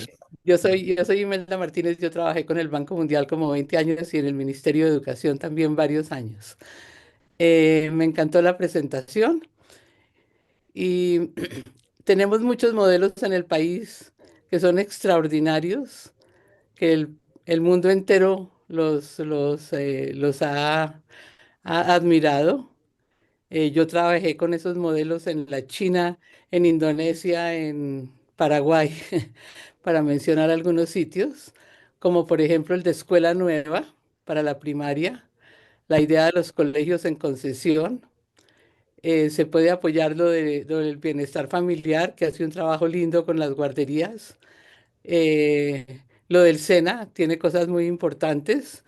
Entonces, ahí hay algo que puede ser como un arranque inicial antes de todo lo demás y me parece muy básico para la orinoquía. Muchas gracias, Imelda. Y queda, Pedro, tú levantaste la mano otra vez, es la misma de la vez pasada. No, es para hacer un comentario final recayendo un poco sobre catastro. El catastro en este momento está enfrentando un problema serio y es un rechazo muy grande por parte de la población en general donde se han realizado catastros. Y se está dando porque nadie entró a hacer un ajuste de las tarifas de los catastros una vez realizados. Y cuando se están recuperando de 20 o más años de atraso en la valoración, clarísimamente el impositivo es supremamente alta. Esa fue una recomendación súper especial que en mis días antes de entregar mi puesto le hice al gobierno de la necesidad de que cada municipio entrara a revisar sus tarifas para evitar los golpes tan fuertes que estamos teniendo. Y realmente eso ha generado un ambiente muy, muy negativo en términos de poder seguir avanzando con esa tarea. Quería hacer solamente esa anotación. Gracias, Pedro. Rafael, si tú quieres hacer un comentario particular, por ejemplo, de las preguntas que hizo Santiago, otros temas generales, y te ruego que cierres la sesión. Adelante, Rafael. Perfecto. Aprovecho que también Gabriel ya respondió algunos de los mensajes. Yo tal vez diría tres cosas. Una, doctor Linares, sobre los datos en rojo que aparecían ahí. Esos son datos que vienen de la unidad de restitución de tierras, pero son datos del municipio que estaba en rojo y es Mapiripán, que realmente es el sitio donde se concentra la mayor tasa por habitante de registros de víctimas de despojos que salen de un registro, que es el registro de tierras despojadas y abandonadas forzosamente, que en efecto es alarmante el número, pero que también puede estar afectado por el hecho de que, como lo pusimos en el estudio, los incentivos a hacer, digamos, un sobreregistro dentro de esos números son muy altos, porque la ley precisamente está diseñada para hacer muy fácil la entrada en los procesos de restitución. Entonces, el número en efecto es muy preocupante y es uno de los grandes retos que va a haber sobre la incertidumbre que generan los procesos de restitución de tierras, pero al mismo tiempo esos números están indicando que seguramente hay muchos casos que no sé si el término sea que no son meritorios de terminar al final en una restitución, y puede ser que estén sobreestimados, pero vienen de ahí, vienen directamente de la URT. Sobre la pregunta de Santiago, Santiago en efecto es el número que ponemos ahí de los 54.000 empleos. No lo expliqué en detalle en esta versión, pero realmente eso es el resultado de largo plazo de lo que estimamos en el modelo. Es decir, que no es un dato que sucede con creación de empleo anual que se va acumulando, sino que la creación de empleo va subiendo hasta que se estabiliza en 54.000 empleos anuales, que si uno lo mira en el contexto no es una cifra muy alta y no debería sumarse año a año para la cifra del millón que tú mencionabas. Y la razón de eso es una muy, muy específica, y es que esas estimaciones de cuánto empleo se requieren para el desarrollo de estas 2 millones de hectáreas surgen de hacer unos benchmarks contra la tasa de empleados por hectárea en distintas regiones del mundo, entre ellas Mato Grosso, y este tipo de agronegocios de escala, como el que sea en Mato Grosso o en la costa peruana o el que estamos modelando aquí, tienden a ser de alta intensidad tecnológica y baja intensidad laboral. Entonces son pocos trabajadores por hectárea, y por eso al final esa cifra de los 54.000 es el total de empleos que se haría anualmente, pero en el 2045. Y esa es una hacienda que va creciendo poco a poco. En conclusión, no es un choque significativo sobre el mercado laboral. Seguramente sí es un choque significativo sobre mercados laborales específicos como el de Puerto Carreño, Puerto López, Puerto Gaitán, porque son cifras considerables para esos mercados locales, pero no en la magnitud que decías, y la razón es la que te acabo de intentar explicar. Y por último, el tema que mencionó Imelda sobre educación, yo también estoy de acuerdo que ese es uno que se puede trabajar de inmediato. De hecho, en el estudio hicimos un análisis para ver si hay, digamos, como coincidencia entre las carreras que se están estudiando a niveles del SENA o de técnica y tecnológica y qué tipo de carreras son. Desafortunadamente, las principales carreras que escogen los estudiantes son en educación y en administración, porque son donde ven oportunidades laborales, pero ya uno empieza a ver que por allá en el tercer y quinto lugar ya empiezan a entrar algunas ingenierías, técnicos en informática que se utiliza después en por ejemplo, en agricultura de precisión y algunas carreras específicas de agricultura en donde yo creo que hay un potencial de trabajo inmediato entre las instituciones, los currículums y los empresarios para hacer, por ejemplo, formación dual, en donde la formación se da in situ, aplicando técnicas de agricultura de precisión, y que ese sea el salón de clase. Si ustedes en algún momento tienen la oportunidad de visitar em, los headquarters de la Facenda, lo que uno ve allí es una concentración de talento local, algunos que vienen de otras regiones, pero ahí conocimos a jóvenes que estaban ahí mismo. Algunos venían de Villavicencio, otros eran ahí de Puerto López, otros venían del eje cafetero, pero todos enfocados en tecnologías de información, en análisis satelital, en utilizar aplicaciones para la aplicación de los insumos y los fertilizantes en tiempo real. Y es realmente una muestra de lo que se puede lograr cuando se trabaja en formación de talento capacitado en este tipo de tecnologías modernas para los agronegocios, cosa que se podría arrancar desde el día de hoy sin la necesidad de un cambio regulatorio ni de un cambio en la política pública. Entonces yo sí creo que ahí, como mencionas tú, también hay un punto de Mira, arranque Rafael, muy valioso. en el año 78 más o menos, yo fui a hablar con la Federación de Cafeteros, que tenían internados para la primaria. Usaron el modelo de escuela nueva. Y en 5 años, la escolaridad de la zona cafetera pasó de 2 o 3 años de primaria a 5 años de primaria. Fue impresionante. Entonces es un modelo excelente para la primaria, funciona en partes del país, ¿sí? En las zonas donde el bienestar familiar funciona, la primaria funciona excelentemente bien, la preprimaria. Entonces es rápido, es fácil y tiene un impacto muy grande. Y gracias, no, y muchas gracias por los comentarios, súper bienvenidos y anotamos porque hay varias cosas que además seguiremos trabajando. Pero muchas gracias a todos por el interés en el estudio y como les digo, la primera semana de febrero ya debemos tener publicado el paper en caso de que quieran revisar en detalle. Mil gracias. No, Rafael, a ti, mil gracias a todo el equipo que trabajó contigo, a Gabriel, a Jaime por la inspiración, por el liderazgo que han tenido en esto y a todos ustedes por la atención. Quisiera que invitarlos a todos que despidamos a Rafael y al equipo con un aplauso muy grande porque se lo merecen. Muchas gracias.